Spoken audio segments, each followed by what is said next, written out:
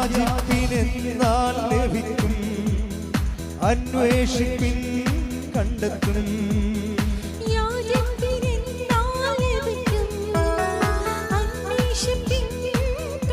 ഉറക്കെ ചെറുപാടാം. യാചിപ്പിനെന്നാൽ ലഭിക്കും, അന്വേഷിപ്പിൻ കണ്ടെത്തും. മുട്ടുവിൻ തുറക്കും, സ്വർഗത്തിൽ കലവരം പ്രാപിക്കാൻ എത്രയോ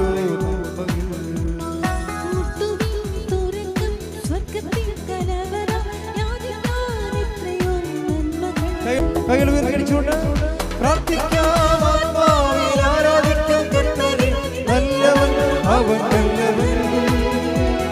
പ്രാർത്ഥിക്കാം. ആത്മാവിൽ ആരാധിക്കാം കർത്താവേ, നല്ലവൻ അവൻ നല്ലവൻ. വിടുതൽ നിന്ന് പ്രാപിക്കാം, വിടുതൽ നിന്ന് പ്രാപിക്കാം. ശക്തിയോട് ചേർന്ന് ആരാധിക്കുമ്പോൾ വിടുതൽ, ആരാധിക്കുമ്പോൾ സൗഖ്യം. ഉറക്കെ ഉറക്കെ ആരാധിക്കുമ്പോൾ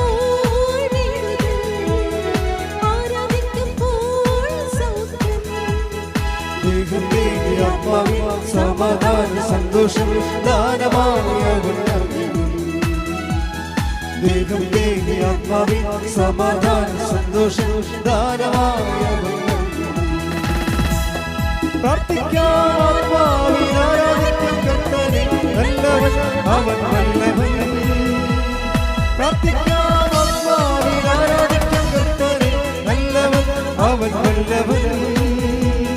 വിടുതൽ നിന്ന് പ്രാപിക്കാം, വിടുതൽ നിന്ന് പ്രാപിക്കാം. പരിശുദ്ധ പരമദിവ്യകാരുണ്യത്തിന് ആരാധനയും സ്തുതിയും പുകഴ്ചയും ഉണ്ടായിരിക്കട്ടെ. എൻ്റെ പ്രിയപ്പെട്ടവരെ,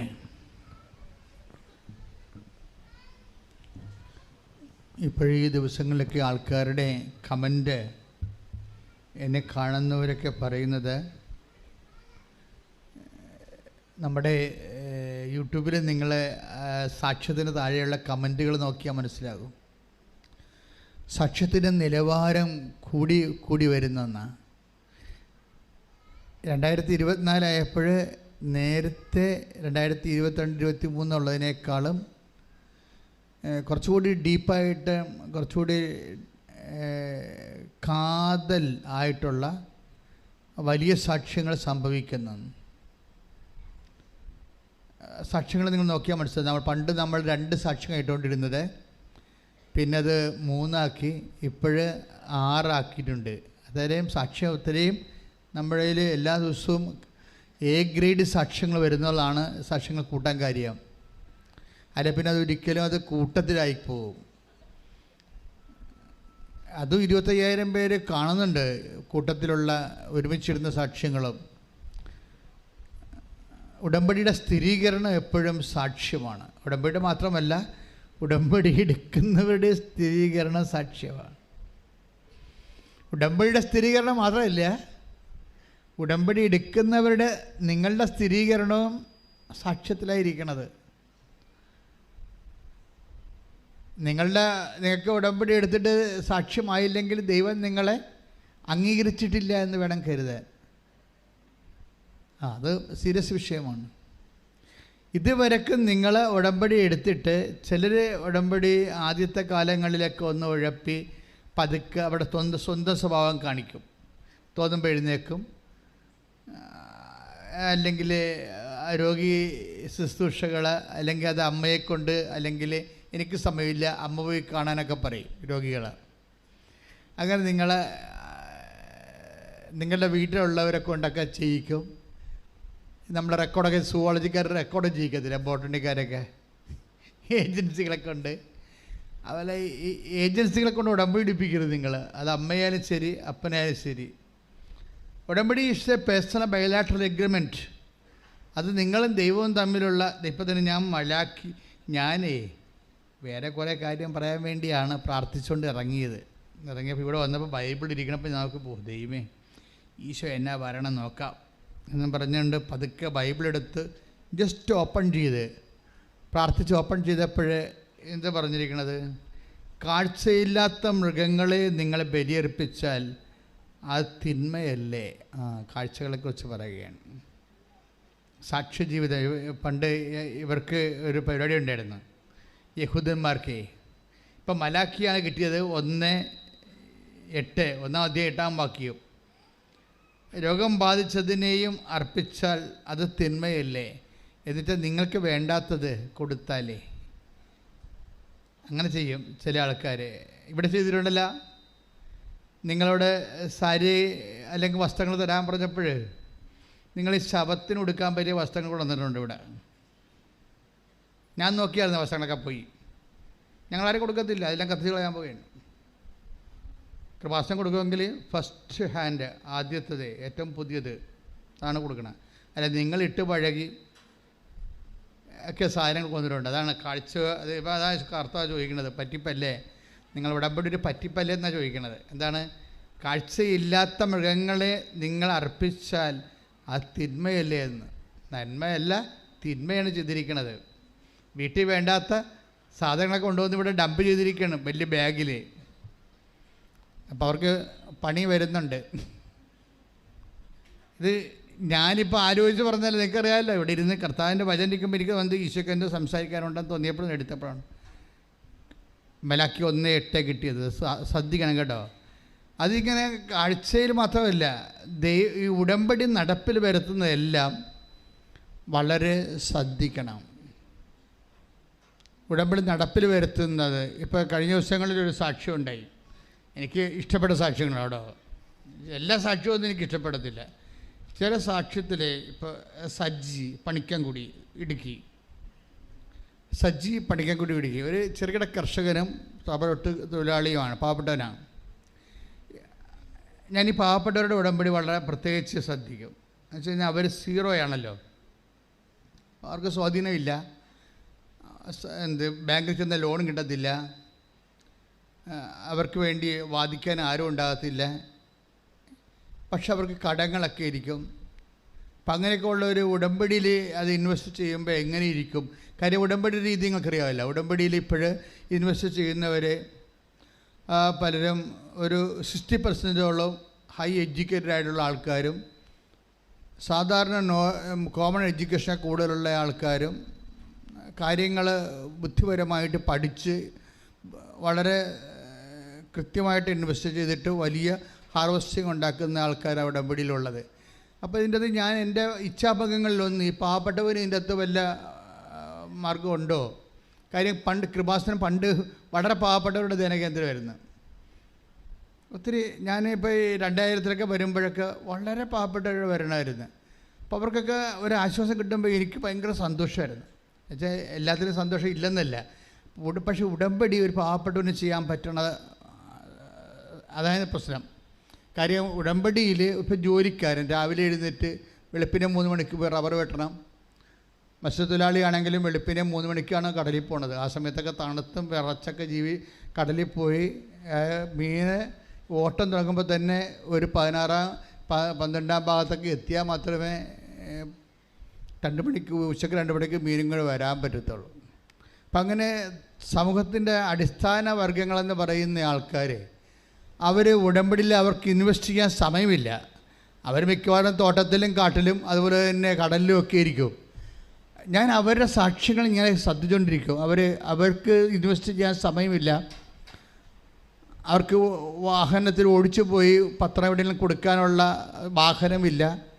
അപ്പം അവരെങ്ങനെ ഈ ഉടമ്പടി ചെയ്യണത്? അതിനെല്ലാം പത്രം വാങ്ങിക്കാൻ അവർക്ക് പൈസ വേണം.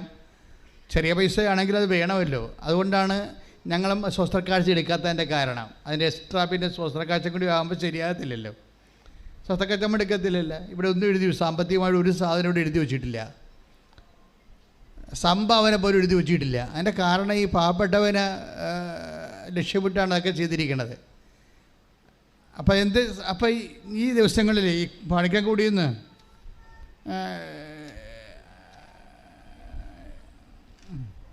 സജി സാക്ഷ്യം പറഞ്ഞപ്പോൾ ഞാൻ ശ്രദ്ധിച്ചു. കാര്യം സജിക്ക് കടമുണ്ട്, വളരെ കഷ്ടപ്പെട്ട് ജീവിക്കുന്ന ഒരു മലയോര കർഷകനാണ്. അപ്പം അദ്ദേഹത്തിൻ്റെ പ്രശ്നം ഈ കടങ്ങളിങ്ങനെ പരിഹരിക്കാൻ പറ്റുമെന്ന് അദ്ദേഹത്തിന് ഒരു പിടിയില്ല. കാര്യം മുമ്പിലൊന്നും കാണുന്നില്ല. നമുക്കിപ്പോൾ ചിലർക്കിടങ്കിൽ വസ്തു വിൽക്കാം, അല്ലെങ്കിൽ പണയം വെക്കാം, സ്വർണം പണയം വെക്കാം, വായ്പ വാങ്ങിക്കാം എന്നൊക്കെ പറഞ്ഞ് നമുക്ക് എന്തെങ്കിലും ഒരു പ്ലാൻ ഉണ്ടാവുക. പ്ലാനിന് പോലും സാധ്യമില്ലാത്തൊരു മനുഷ്യനാണ്. അപ്പോൾ ഒരു സീറോയാണ് ശരിക്കും. പ്ലാനിന് പോലും നമുക്കൊന്ന് ഒരു പദ്ധതി വിഭാവന ചെയ്യാൻ സങ്കല്പിക്കാൻ പോലും ഒരു സാധ്യതയില്ലാത്ത, സങ്കല്പത്തിന് പോലും സാധ്യതയില്ലാത്ത ഒരു ജീവിതമാണ്. അപ്പോൾ അവർക്ക് ഉടമ്പടിയിൽ എങ്ങനെയാണ് ഉടമ്പടിയിൽ മാതാവ് ഏത് രീതിയിലാണ് അവരെ കാറ്റർ ചെയ്യണത്, അതൊക്കെ എൻ്റെ ഒരു ആധ്യാത്മികമായ ആശങ്കയുടെ ഒരു സബ്ജക്റ്റാണ്. അപ്പോൾ ഈ സജി സാക്ഷ്യം പറഞ്ഞപ്പോൾ ഞാൻ ശ്രദ്ധിച്ചു. അപ്പോൾ സജി ഉടമ്പടി എടുത്തു കഴിഞ്ഞപ്പോൾ, ഉടമ്പടി എടുക്കണ മുമ്പ് വേറൊരു കൂട്ടുകാരനോട് സംസാരിച്ചപ്പോൾ കൂട്ടുകാരൻ്റെ ഭാര്യ ഇറ്റലിയിൽ പോകണം. അപ്പോൾ കൂട്ടുകാരൻ പറഞ്ഞു, എടാ ഇനിയുള്ള കാലത്ത് നാട്ടിൽ കിടന്നൊരു കാര്യമില്ല, ഇങ്ങനെയൊക്കെ വല്ലതൊക്കെ ചെയ്താൽ മാത്രമേ ജീവിക്കാൻ പറ്റത്തുള്ളൂ എന്നൊക്കെ പറഞ്ഞ് ഇവർ തമ്മിൽ ഡയലോഗ് പറയുകയാണ്. പക്ഷേ കൂട്ടുകാരൻ്റെ ഭാര്യ നേഴ്സാണ്. അപ്പം സജിക്കും വൈഫിനെ എവിടെയെങ്കിലും വിടണമെന്നല്ലാതെ ഒറ്റത്തടി കൊണ്ട് ജോലി ചെയ്ത് കടങ്ങളെ പരിഹരിക്കാൻ പറ്റുമോ എന്നുള്ളതിനെക്കുറിച്ച് ഒരു ഐഡിയയുമില്ല. അപ്പോൾ ഒരു ഐഡിയയും ഇല്ലാത്തവൻ്റെ ഐഡിയയാണ് ഈ ഉടമ്പടി എന്ന് പറയണത്. Price the Lord. അപ്പോൾ സജിക്കും തോന്നിയുണ്ട്, ആരെങ്കിലും ഒരാൾ ഇവിടുന്ന് പോയി എവിടെയെങ്കിലും പോയി ജോലി ചെയ്താലേ ഉള്ള കടങ്ങളെ പരിഹരിക്കാൻ, കുഞ്ഞുങ്ങളെ പറ്റി വളർത്താൻ പറ്റത്തുള്ളൂ എന്നുള്ള ഐഡിയ ഉണ്ട്. പക്ഷേ വിദേശത്തൊന്നും പോകാൻ പറ്റത്തില്ല ഈ പറഞ്ഞ പോലെ. കാര്യം വിദേശത്ത് പോകാൻ കുറേ ഡീമെരിറ്റ്സുകളുണ്ട്. ഒന്ന്, സജിയുടെ വൈഫാണ് പോകേണ്ടത്, അവർ നേഴ്സല്ല. രണ്ട്, അവർക്ക് വിദ്യാഭ്യാസമില്ല. ഇനി നേഴ്സുമല്ല വിദ്യാഭ്യാസം ഇല്ലെങ്കിലും പിന്നെ എന്താ, അവർക്ക് വയസ്സ് 45 കഴിഞ്ഞതാണ്. ഇപ്പോൾ നോക്കിയേ, ഇയാളിപ്പോൾ എന്ത് സ്വപ്നം കാണാനാണ്, എന്താലോചിക്കാനാണ്? അയാൾക്ക് സ്വപ്നം കാണാനുള്ളത് ഉടമ്പടി മാത്രമേ ഉള്ളൂ. പക്ഷേ അയാൾ ആ ഉടമ്പടി വന്ന് ഇനി മാതാവ് എന്തെങ്കിലും ചെയ്യട്ടെ, ഞാൻ ചിന്തിച്ചിട്ട് ഒരു ഐഡിയയും കിട്ടണില്ല, മാതാവ് എന്തെങ്കിലും ചെയ്യട്ടെന്ന് പറയും. കാരണം നമ്മൾ ദൈവത്തിൻ്റെ കയ്യിലേക്ക് ടോട്ടൽ സറണ്ടറാണ്. ഉടമ്പടി എന്ന് പറയുന്നത് എന്താ? നിങ്ങൾക്ക് എന്താ സംഭവിച്ചിരിക്കണമെന്ന് അറിയാവോ? നിങ്ങൾ ഇത് ഒരുതരം പോഴൻ കളിയായിട്ട് ഒക്കട്ടെ എന്നുള്ള രീതിയിൽ അത് പതുക്കെ നിങ്ങളിതിൻ്റെ അകത്ത് ഊർജം ഇൻവെസ്റ്റ് ചെയ്യണില്ല. ഒരു ചട്ടപ്പടി പ്രോഗ്രാം പോലെ സാമ്പ്രദായിക ഉടമ്പടിയായിട്ട് ഇങ്ങനെ അനുഷ്ഠാന കർമ്മം പോലെ വഴിപാട് പോലെ ആക്കി തീർക്കുകയാണ്. അങ്ങനെ വന്നാൽ ഇത് കത്തത്തില്ല. ഉടമ്പടി അങ്ങനെയുള്ള ഒരു വാദപ്പനി വരുന്ന ആൾക്കാർക്ക്, ആധ്യാത്മിക വാദപ്പനി ഉള്ളവർക്ക് ചെയ്യാൻ പറ്റിയ സംഭവമല്ല ഇത്. വേണ്ടത് സത്യസന്ധതയാണ്. ഉടമ്പടിയിൽ ആദ്യം വേണ്ടത് വിശ്വസ്തത, സത്യസന്ധത, ഇത്രയും സംഭവമാണ് വേണ്ടത്. പിന്നെ ഇത്തിരി സത്യസന്ധത ഇത്തിരി കൂടിയ കുഴപ്പമൊന്നും വരത്തില്ല, അത് നന്മയെ ചെയ്യത്തുള്ളൂ. ഇത്തിരി സത്യസന്ധത ദൈവത്തിൻ്റെ തിരുസന്നിധി കൂടിയെന്നും പറഞ്ഞുകൊണ്ട് നമുക്ക് നഷ്ടമുണ്ടായാലും അതിൻ്റെ അകത്ത് ഫലത്തിൽ കുഴപ്പമുണ്ടാകത്തില്ല. ഇപ്പം സജി വന്ന് ഉടമ്പടി ചെയ്തു. എന്താ ചെയ്യുന്നത്? എന്താ അതിൻ്റെ ഉദ്ദേശം എന്താണ്? എനിക്കൊരു ഐഡിയയും കിട്ടണില്ല, മാതാവ് എന്തെങ്കിലും മാതാവിൻ്റെ ബുദ്ധിയിൽ ചെയ്യട്ടെ എന്ന് വിചാരിച്ചുകൊണ്ട് മാതാവിന് ടോട്ടൽ സറണ്ടറാണ്. അപ്പോൾ അതായത് നിന്ന് പ്രാർത്ഥിച്ചിട്ട്, മാതാവേ എൻ്റെ കയ്യിൽ വഴിയൊന്നുമില്ല, വഴിയുണ്ടെങ്കിലും ഒക്കെ ഇതിന് പൈസയും ഇല്ല, ഇങ്ങനെ അതായത് നിങ്ങൾക്കറിയാം, ഞാൻ ആദ്യ കാലങ്ങളിലൊക്കെ ഉടമ്പടിയെക്കുറിച്ച് പറയുമ്പോൾ ഈശോ എന്നോട് പറഞ്ഞിരുന്നത് ഇത് നോട്ട് ബൈ മെറിറ്റിൽ വർക്ക് ചെയ്യുമെന്നാണ് പറഞ്ഞത്.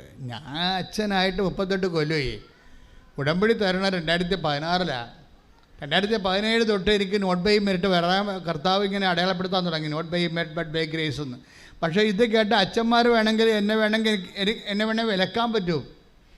എന്താ കാര്യം? Not by merit but by grace എന്ന് പറയുന്നത് Ephesians 2:8 ഒരു ഗോസ്പൽ ഫോർമുലയാണ്. അതെന്ത് വേണ്ട? അത് നിത്യരക്ഷയ്ക്ക് വേണ്ടിയുള്ളതാണ്.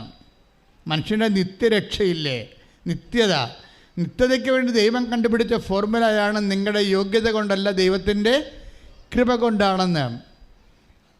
യേശുക്രിസ്തു തന്നെ വിശുദ്ധമായ രക്തത്തെ വീണ്ടെടുക്കപ്പെട്ട നിത്യതയ്ക്ക് വേണ്ടി നമുക്ക് വില കൊടുക്കാൻ നമ്മുടെ കയ്യിൽ അതിന് പറ്റിയ ഉരുപ്പടി വിലയില്ല. അപ്പം നമുക്കത് ഈ ജന്മത്തിൽ കൊടുത്തു തീർക്കാൻ പറ്റത്തില്ല എന്നുണ്ടെങ്കിൽ ദൈവത്തിൻ്റെ മുമ്പിലുള്ള ഓപ്ഷൻ എന്താണ്?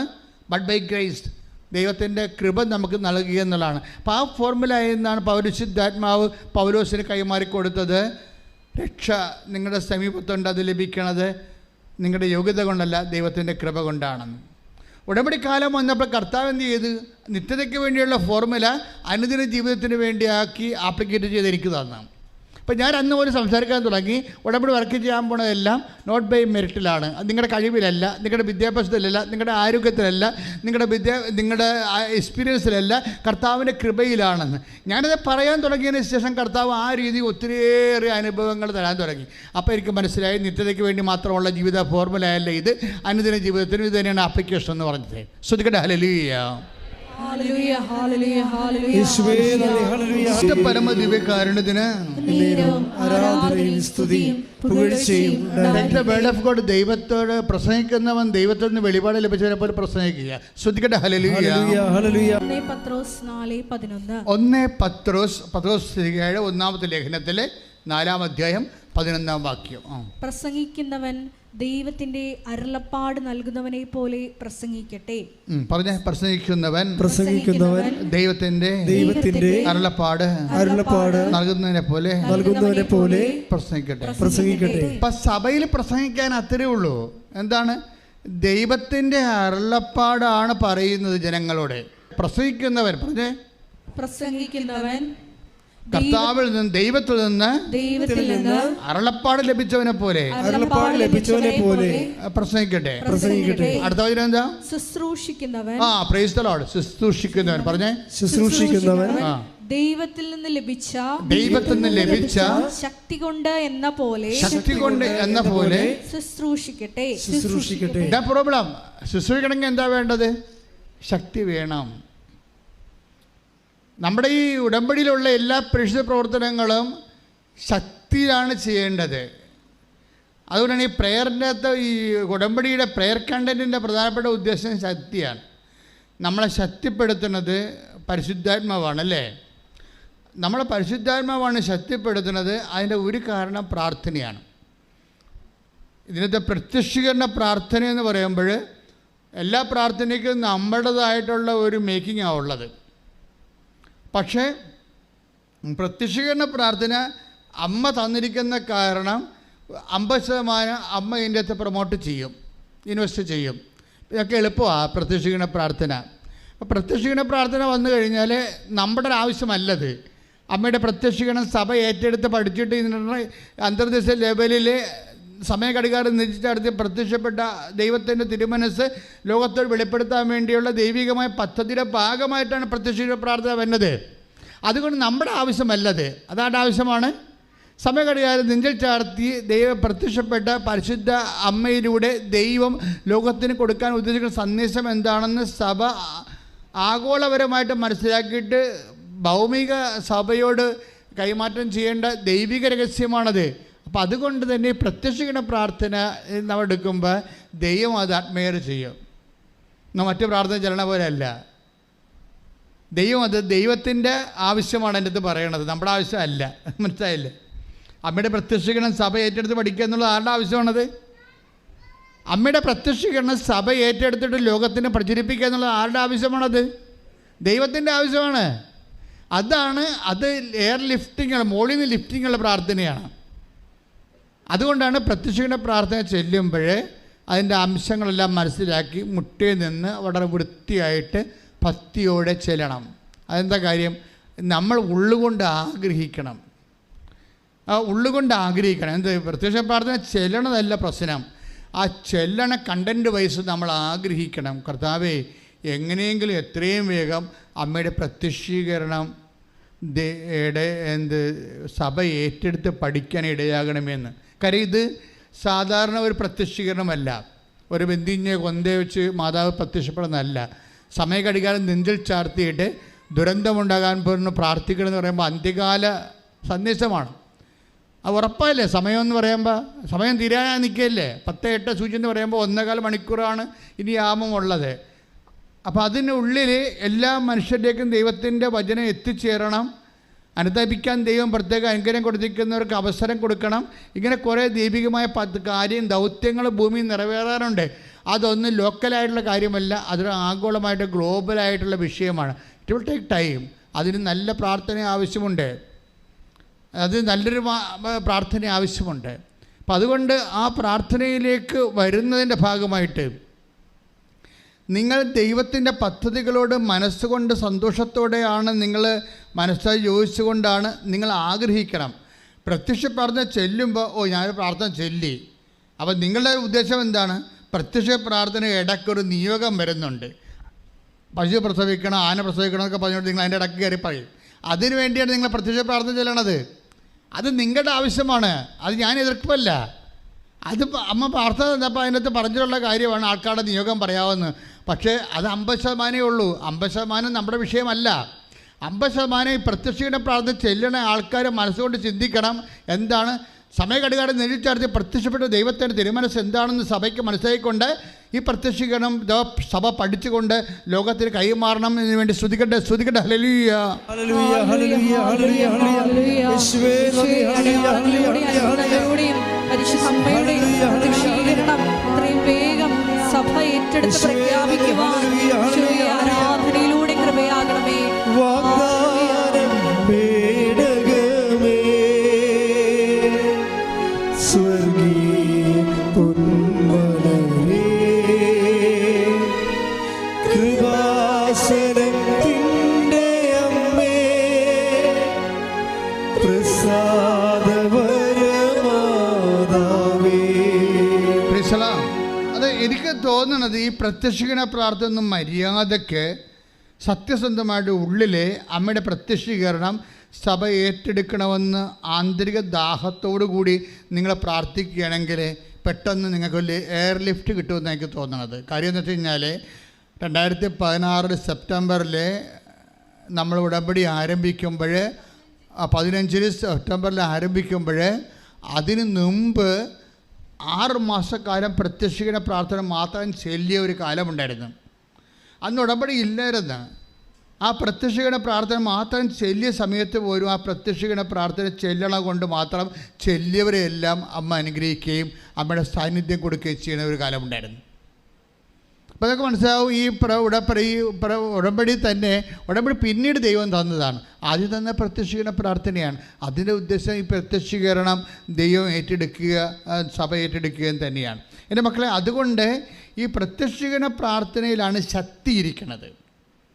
ഇപ്പം എന്താ നമ്മൾ വചനം 10 ദിവസത്തിൻ്റെ 4-11 വായിച്ചത് എന്താണ്? ശുശ്രൂഷിക്കുന്നവൻ പറഞ്ഞ് ശുശ്രൂഷിക്കുന്നവൻ ദൈവത്തിൽ നിന്ന് ശക്തി ലഭിച്ചവനെ പോലെ ശുശ്രൂഷിക്കട്ടെ. ഇത് ഒരു ശക്തിയും ഇല്ലാതെയാണ് ശുശ്രൂഷിക്കണം. വാദപ്പിനി പിടിച്ചവനെ പോലെ. ഇനി ആർക്കാണ് പത്രം കൊടുക്കാനുള്ളത്? ദൈവത്തിൽ നാളെ കൊടുക്കാമായിരിക്കും, അല്ലേ മറ്റന്നാൾ കൊടുക്കാം. നാളെ ഞാൻ ആലപ്പുഴ പോകുന്നുണ്ട്, അല്ലെങ്കിൽ ഞാൻ കോട്ടയത്ത് പോകുന്നുണ്ട്, അപ്പോഴാണ് മറ്റേ കൊടുക്കുക. ആരെങ്കിലും കാണാം. അപ്പോഴും നാട്ടിൽ കൊടുക്കത്തില്ല. നാട്ടിൽ കൊടുത്ത ആൾക്കാർ കാണത്തില്ലേ? നാട്ടിലെ അയൽവാസിക്കൊന്നും കൊടുത്തില്ല. അപ്പം ചോദിക്കും, നിനക്ക് ഇതേ പണിയുള്ളതെന്ന് ചോദിക്കും. നീ ഇതും കൊണ്ട് നടന്നിട്ട് എന്നാ പുഴുങ്ങിയെന്ന് ചോദിക്കും. അപ്പോൾ അവർ നാക്കിട്ടടിക്കണ കാരണം ഞാൻ നാട്ടുകാരെ പേടിയാണ് എനിക്ക്. അപ്പം ശക്തിയില്ല. 10ാം ക്ലാസ് കഴിയുമ്പോഴേ അവരിങ്ങോട്ട് കുറേ ചോദ്യം ചോദിക്കൂലേ, നീ ഇത്രയും നാൾ കൊണ്ടുപോയിട്ട് നിൻ്റെ മോളെ കെട്ടിച്ചാ, നിനക്ക് വീട് വെച്ചാ, നിൻ്റെ രോഗം മാറിയാ, പിന്നെ അതിനകത്ത് ഇത് ചോദ്യം ഉണ്ടാക്കണമെന്ന് ചോദിക്കുമ്പോൾ നാട്ടുകാർക്ക് നമ്മുടെ അവസ്ഥ അറിയാവുന്ന കാരണം നമ്മൾ നാട്ടിൽ കൊടുക്കത്തില്ല. അടുത്ത നാട്ടിൽ കൊണ്ടേ കൊടുക്കും, ടൗണിലേക്ക് കൊണ്ടേ കൊടുക്കും. ദാറ്റ് മീൻസ് ശക്തിയില്ല. നിങ്ങളുടെ ശക്തി ആരാ കളഞ്ഞത്? നാട്ടുകാർ കളഞ്ഞു. അതുകൊണ്ട് നാട്ടിലോ അയൽവാസികളോ ഇടവക പള്ളിയിലോ കൊടുക്കുന്നതിന് പകരം പുറത്ത് കൊണ്ട് കൊടുക്കേണ്ടെന്നല്ല പറയണത്. നിങ്ങൾ ഇപ്പോൾ ഇങ്ങനെ പേടിച്ചു, എങ്ങനെ പുടമ്പ് എടുത്തു പോയില്ലേ, കൊടുത്തില്ലെങ്കിൽ പിന്നെ പണിയായി പോകുമല്ലോ എന്നൊക്കെ വിചാരിച്ചുണ്ടാക്കാൻ വേണ്ടി ഒക്കാനിക്കാനിരുന്ന് കഴിഞ്ഞാൽ ശക്തിയില്ലെന്നാണ് അർത്ഥം. ശുശ്രൂഷയ്ക്ക് ശക്തിയില്ല. ശുശ്രൂഷയ്ക്ക് ദൈവികമായിട്ടുള്ള അല്ല കൊടുക്കണത്, മാനുഷികമായിട്ടാണ് കൊടുക്കുന്നത്. ഉടമ്പടി വർക്കൗട്ട് ചെയ്യത്തില്ല. അതുകൊണ്ടാണ് 1-10 4-11 പറയണത്. ഏറ്റു പറഞ്ഞ് ശുശ്രൂഷിക്കുന്നവൻ ദൈവത്തിൽ നിന്ന് ശക്തി ലഭിച്ചവനെ പോലെ ശുശ്രൂഷിക്കട്ടെ. അപ്പോഴേ ഈ ആദ്യം ഈ സജി എന്ന് പറയുന്ന കക്ഷി ഉടമ്പടി ഇങ്ങനെ ശക്തിയില്ലാതെ ചെയ്തുകൊണ്ടിരുന്നത്. അത് കാരണം എന്നാ പറ്റിയെന്ന് വെച്ച് കഴിഞ്ഞാൽ പുള്ളിക്കാരൻ്റെ ഇതൊന്നും കാര്യം, ഒന്നാമത് വൈഫിന് 45 വയസ്സ് കഴിഞ്ഞ്, രണ്ടാമത്തെ വിദ്യാഭ്യാസം ഇല്ല, മൂന്നാമത്തെ ഒരു നേഴ്സല്ല, അങ്ങനെ പല പ്രശ്നങ്ങളുണ്ട്. പിന്നെ എവിടെ നിന്നൊക്കെ ലോണ് സംഘടിപ്പിച്ച് കിട്ടി. അതും കുറച്ച് പാടുപെട്ടാണെങ്കിൽ ലോണ് കിട്ടി. ലോണ് കിട്ടിയെങ്കിലും സെറ്റാകണില്ല, ആളെ കയറ്റിവിടാൻ പറ്റണില്ല. ഇപ്പോൾ കടവുമായി ആളെ കയറിവിടാൻ പറ്റണില്ല, വല്ലാത്ത അവസ്ഥയായി. പക്ഷേ ഈ മനുഷ്യൻ ഒരു ഉടമ്പടി ഒരു ട്വിസ്റ്റ് വരുത്തി. പഴയതിനേക്കാൾ എപ്പോഴും നമ്മൾ ഓർക്കേണ്ടത് ഉടമ്പടിയിൽ ഓരോ മാസവും അതിൻ്റെ ട്വിസ്റ്റിംഗ് ഉണ്ടാകണം. കാര്യം ദൈവം മുമ്പത്തേക്കാൾ കുറച്ചുകൂടി നിങ്ങളുടെ വിശ്വാസവും അതുപോലെ തന്നെ ദൈവസ്നേഹവും ഒക്കെ വർദ്ധിച്ചിട്ട് വേണം. അങ്ങനെ ഒരു അപ്ഡേഷൻസ് എപ്പോഴും നമ്മുടെ ആധ്യാത്മിക ജീവിതത്തിൽ ഉണ്ടാകണം. അല്ല മുമ്പത്തേക്കാൾ ഗതികെട്ട രീതി, ഉടമ്പടി എടുത്ത കാലത്തേക്കാൾ ഗതികെട്ടാണ് ഇപ്പം ചെയ്യണമെങ്കിൽ അതിൻ്റെ അർത്ഥം നിങ്ങൾ ചെയ്തിട്ട് കാര്യമില്ല. ഇനി നല്ല വെടിപ്പായിട്ട് കത്തോലിക്കരാണെങ്കിൽ വെടിപ്പായിട്ട് കുമ്പസാരിച്ചിട്ട്, മറ്റുള്ള മതസ്ഥരാണ് മറ്റുള്ള സഹോദരങ്ങളാണെങ്കിൽ ദൈവത്തോട് അനുതാപപ്പെട്ടിട്ട് ഉടമ്പടി കുറച്ചുകൂടി സത്യസന്ധമായിട്ട് ചെയ്യാൻ തുടങ്ങിയ ഒരു കുഴപ്പവും ഉണ്ടാകത്തില്ല. ദൈവത്തോട് കാര്യം അറിയാൻ പാടില്ല, നിങ്ങൾക്ക് അറിയാൻ പാടില്ലല്ലേ ഇങ്ങനെ വന്നത്. അപ്പം അതുകൊണ്ട് ദൈവം അതൊക്കെ ക്ഷമിക്കും. പക്ഷേ എൻ്റെ മക്കൾ ചെയ്യേണ്ടത് വർദ്ധിച്ച് ദൈവസ്നേഹം, വർദ്ധിച്ച് വിശ്വാസം, അങ്ങനെയാണത് കൈകാര്യം ചെയ്ത് പോകേണ്ടത്. അതിൻ്റെ അകത്ത് എല്ലാത്തിനും ഒരു സത്യസന്ധത ഉണ്ടാകണം. ഇപ്പോൾ സജി എന്താ ചെയ്തിരിക്കണത്? സജി ചെയ്തിരിക്കണത് അതായത് പത്രമൊക്കെ വാങ്ങിച്ചു കൊടുത്തപ്പോഴേ ഈ വിദ്യാഭ്യാസവും ഇല്ല, നേഴ്സുമല്ല, വയസ്സും കഴിഞ്ഞ ആളെ ഒരു ഏജൻസിയെ കിട്ടി ഇറ്റലിക്ക് വരെ മാൾട്ടയിൽ പോകാനിടയായി. അത് വലിയ ഭാഗ്യമായി. അയാൾ ആ സഹോദരിയെ സംബന്ധിച്ചിടത്തോളം മാൾട്ട വരെ എത്തിയത് ഉടമ്പടിയുടെ ചിറകിലാണ് എത്തിയിരിക്കുന്നത്. അല്ല വേറെ യാതൊരുവിധ മെറിറ്റും അവർക്കില്ല. നോട്ട് ബൈ മെറിറ്റിൽ വർക്ക് ചെയ്യണത്. പക്ഷേ മാൾട്ടയെ ചെന്നിട്ടാണെങ്കിലും പുറത്തിറങ്ങാൻ പറ്റണില്ല. ജോലിയില്ല, 2 ദിവസമേ ജോലിയുള്ളൂ. ഒരു ദിവസം, ഒരാഴ്ച 2 ദിവസമേ ജോലിയുള്ളൂ. 2 ദിവസത്തെ ജോലിയുണ്ട്. അവിടുത്തെ ഭക്ഷണം കഴിക്കുക, വാടക കൊടുക്കുക, ഒരു പിടിയില്ല. അപ്പം ഇന്ന് വിഷമിക്കുകയാണ്. അങ്ങനെ വിഷമിച്ച്. പക്ഷേ അപ്പോഴെന്ത് ചെയ്ത് സജീവ് വിളിച്ച് പറഞ്ഞു, ഞാനിവിടെ വീട്ടിൽ കുത്തിരിക്കുകയാണ്, 2 ദിവസമേ, ഒരാഴ്ച 2 ദിവസമേ പണിയുള്ളൂ, അതും 3 മണിക്കൂർ വെച്ചാൽ പണിയുള്ളൂ. ഇങ്ങനെ പോയാൽ എന്ത് ചെയ്യും? നമ്മുടെ കടങ്ങൾ പെരുകുകയല്ലേ, വന്നതും വരാത്തതും കണക്കായി, വന്നതുകൊണ്ട് പലിശ കൂടുകയുള്ളത് ചെയ്യണത്. അങ്ങോട്ടും ഇങ്ങോട്ടും സങ്കടം പറഞ്ഞ് വിഷമിക്കുകയാണ്. പക്ഷേ ആ വിഷമമൊന്നും സജിക്കില്ല. സജി വേറെ പരിപാടി ചെയ്ത്. സജി അതായത് ഈ ശുശ്രൂഷിക്കുന്നവൻ ദൈവത്തിൽ നിന്ന് ശക്തി ലഭിച്ചവനെ പരിസ്ഥിതി. സജി പോകുന്ന സ്ഥലങ്ങളിലെല്ലാം ഇടുക്കിയിൽ പലയിടത്തും ബംഗാളികൾ വർക്ക് ചെയ്യുന്നുണ്ട്. അതുപോലെ ഇടുക്കി പലയിടത്തും തമിഴന്മാർ വർക്ക് ചെയ്യുന്നുണ്ട് തോട്ടങ്ങളിലൊക്കെ. പുള്ളിക്കാരൻ എന്നാ ചോദിച്ചാൽ മലയാളം പത്രം വാങ്ങിക്കുന്നതിന് പകരം പുള്ളിക്കാരൻ ബംഗാളി പത്രം, ഹിന്ദി പത്രവും അതുപോലെ തമിഴ് പത്രവും മേടിച്ച്, എന്നിട്ട് റബ്ബർ പുള്ളിയുടെ പണി കഴിഞ്ഞിട്ട് പുള്ളി ഇത് കൊണ്ടുപോയി ഒരു ജോലി പോലെ ചെയ്യുകയാണ് കർത്താവിന്. ഇത് ഒരു ജോലി പോലെ ചെയ്യണം. നമുക്ക് ജോലി ചെയ്യണത് കുടുംബം പോറ്റാൻ വേണ്ടിയല്ലേ. അപ്പോൾ നമ്മൾ സീരിയസ് ആയിട്ട് ചെയ്യുമല്ല. അപ്പോൾ കുടുംബം പോറ്റാൻ വേണ്ടി ജോലി ചെയ്യണ പോലെ അതേ ഉദ്ദേശത്തിൽ ശുശ്രൂഷിക്കുന്നവൻ ദൈവത്തിൽ നിന്ന് ശക്തി ലഭിച്ചവനെപ്പോലെ ശുശ്രൂഷിക്കേണ്ട കർത്താവ് പറഞ്ഞില്ലേ. അപ്പോൾ അതുകൊണ്ട് തന്നെ ഒരു ജോലി പോലെ ഇത്തിരി കർത്താവുമായിട്ടൊരു ബന്ധമില്ലാത്ത ആൾക്കാരെ തിരഞ്ഞ് കണ്ടുപിടിച്ചിട്ട് അവരോട് ഹിന്ദി അറിയാൻ പറയാം, മലയാളം അറിയാം, തമിഴ് അറിയാൻ പാടില്ലെങ്കിലും ആ മനുഷ്യൻ കർത്താവിൻ്റെ വേല മറ്റുള്ളവർക്ക് ചെയ്യണം. ചെയ്തു കഴിഞ്ഞപ്പോൾ അത് ഇത്തിരി കട്ടി കൂടിയ പണിയല്ലേ. ഇവൻ സത്യസന്ധനാണെന്ന് ദൈവത്തെ മനസ്സിലായില്ലേ. ദൈവം ഉടനെ ഒരു പണി ചെയ്യും. നിങ്ങൾക്കറിയാവില്ല, നിങ്ങളെക്കുറിച്ചുള്ള എന്നോട് ചോദിച്ചപ്പോൾ എന്നോട് ആരും ചോദിക്കുകയാണ്, അച്ഛാ ബൈബിളിലെ അച്ഛന് ഏറ്റവും ഇഷ്ടപ്പെട്ട അഭിഷേകം കിട്ടിയ വചനം ഏതാണെന്ന് ചോദിച്ചു കഴിഞ്ഞാൽ ഞാൻ പറയാൻ പോണ വചനം 32 സങ്കീർത്തനം 32:12 പറയത്തുള്ളൂ. 32:8 എന്താണ്? നീ നടക്കേണ്ട വഴി നിൻ്റെ മുഖത്ത് നോക്കി ഞാൻ നിന്നെ ഉപദേശിക്കും. Price the Lord. ഒന്ന് പറഞ്ഞേ, നീ നടക്കേണ്ട വഴി നിന്റെ മുഖത്ത് നോക്കി ഞാൻ ഉപദേശിക്കും. അപ്പോൾ ഈ വചനമാണ് എൻ്റെ മനസ്സിൽ എനിക്ക് ഏറ്റവും അഭിഷേകം കിട്ടിയിരിക്കുന്ന വചനം. അപ്പം നമ്മളെ സംബന്ധിച്ചിടത്തോളം നമ്മൾ നടക്കേണ്ട വഴി നമ്മളെ കണ്ടുപിടിക്കേണ്ട ഒരു കാര്യമില്ല. കർത്താവ് ചോദിച്ചില്ലേ, എന്ത് കുടിക്കും, എന്ത് കഴിക്കും, എന്ത് ധരിക്കും. ശ്രദ്ധിക്കട്ടെ. ഹല്ലേലൂയ. ഹല്ലേലൂയ ഹല്ലേലൂയ. മത്തായി 6:25 മത്തായി 6:25. ഞാൻ നിങ്ങളോട് പറയുന്നു, ഞാൻ നിങ്ങളോട് പറയുന്ന എന്ത് ഭക്ഷിക്കും, എന്ത് ഭക്ഷിക്കാം, എന്ത് പാനം ചെയ്യും, എന്ത് പാനം ചെയ്യാം, എന്ന് ജീവനെ കുറിച്ചോ, എന്ന് ജീവനെ കുറിച്ചോ, എന്ത് ധരിക്കും, എന്ത് ധരിക്കും, എന്ന് ശരീരത്തെ കുറിച്ചോ, എന്ത് ശരീരത്തെ കുറിച്ചോ നിങ്ങൾ ഉത്കണ്ഠാകുലരാകേണ്ട. നിങ്ങൾ ഉത്കണ്ഠാകുലരാകേണ്ട. ഭക്ഷണത്തെക്കാൾ ജീവനും വസ്ത്രത്തെക്കാൾ ശരീരവും ശ്രേഷ്ഠമല്ലേ. ശ്രേഷ്ഠമല്ലേ. അപ്പോഴേ നമ്മളെ സംബന്ധിച്ചിടത്തോളം നീ നടക്കേണ്ട വഴി പറഞ്ഞേ, നീ നടക്കേണ്ട സങ്കീർത്തനം 32:8 എന്താ പറയണത്? നീ നടക്കേണ്ട വഴി. അപ്പൊ ഇത് പറഞ്ഞപ്പോൾ ഞാൻ ഇന്ന് രാവിലെ കുർബാനൊക്കെ അതാ ചിന്തിച്ചോണ്ടിരിക്കുന്നത്. നീ നടക്കേണ്ട വഴി എന്ന് പറഞ്ഞപ്പോൾ കർത്താവ് പറഞ്ഞ വഴി മാത്രമല്ല, നീ കഴിക്കേണ്ട ഭക്ഷണം, നീ ധരിക്കേണ്ട ഉടുപ്പ്, നീ ചെയ്യേണ്ട ജോലി, നീ വസിക്കേണ്ട വീട്, നീ താമസിക്കേണ്ട ഇടം, എവരിത്തിങ് നിന്റെ കർത്താവിൻ്റെ അടുത്തുണ്ട്. ശ്രുതിക്കട്ടെ. ഹല്ലേലൂയ. പരിശുദ്ധ പരമ ദിവ്യകാരുണ്യത്തിന് ആരാധനയും സ്തുതിയും പുകഴ്ചയും ഉണ്ടായിരിക്കട്ടെ. അപ്പൊ വഴിയും വാതിലും കാണുന്നില്ലെന്നപ്പോൾ തലപോഞ്ഞ് എന്നിട്ട് വിഷമിച്ചിട്ട് ഒരു കഥയുമില്ല.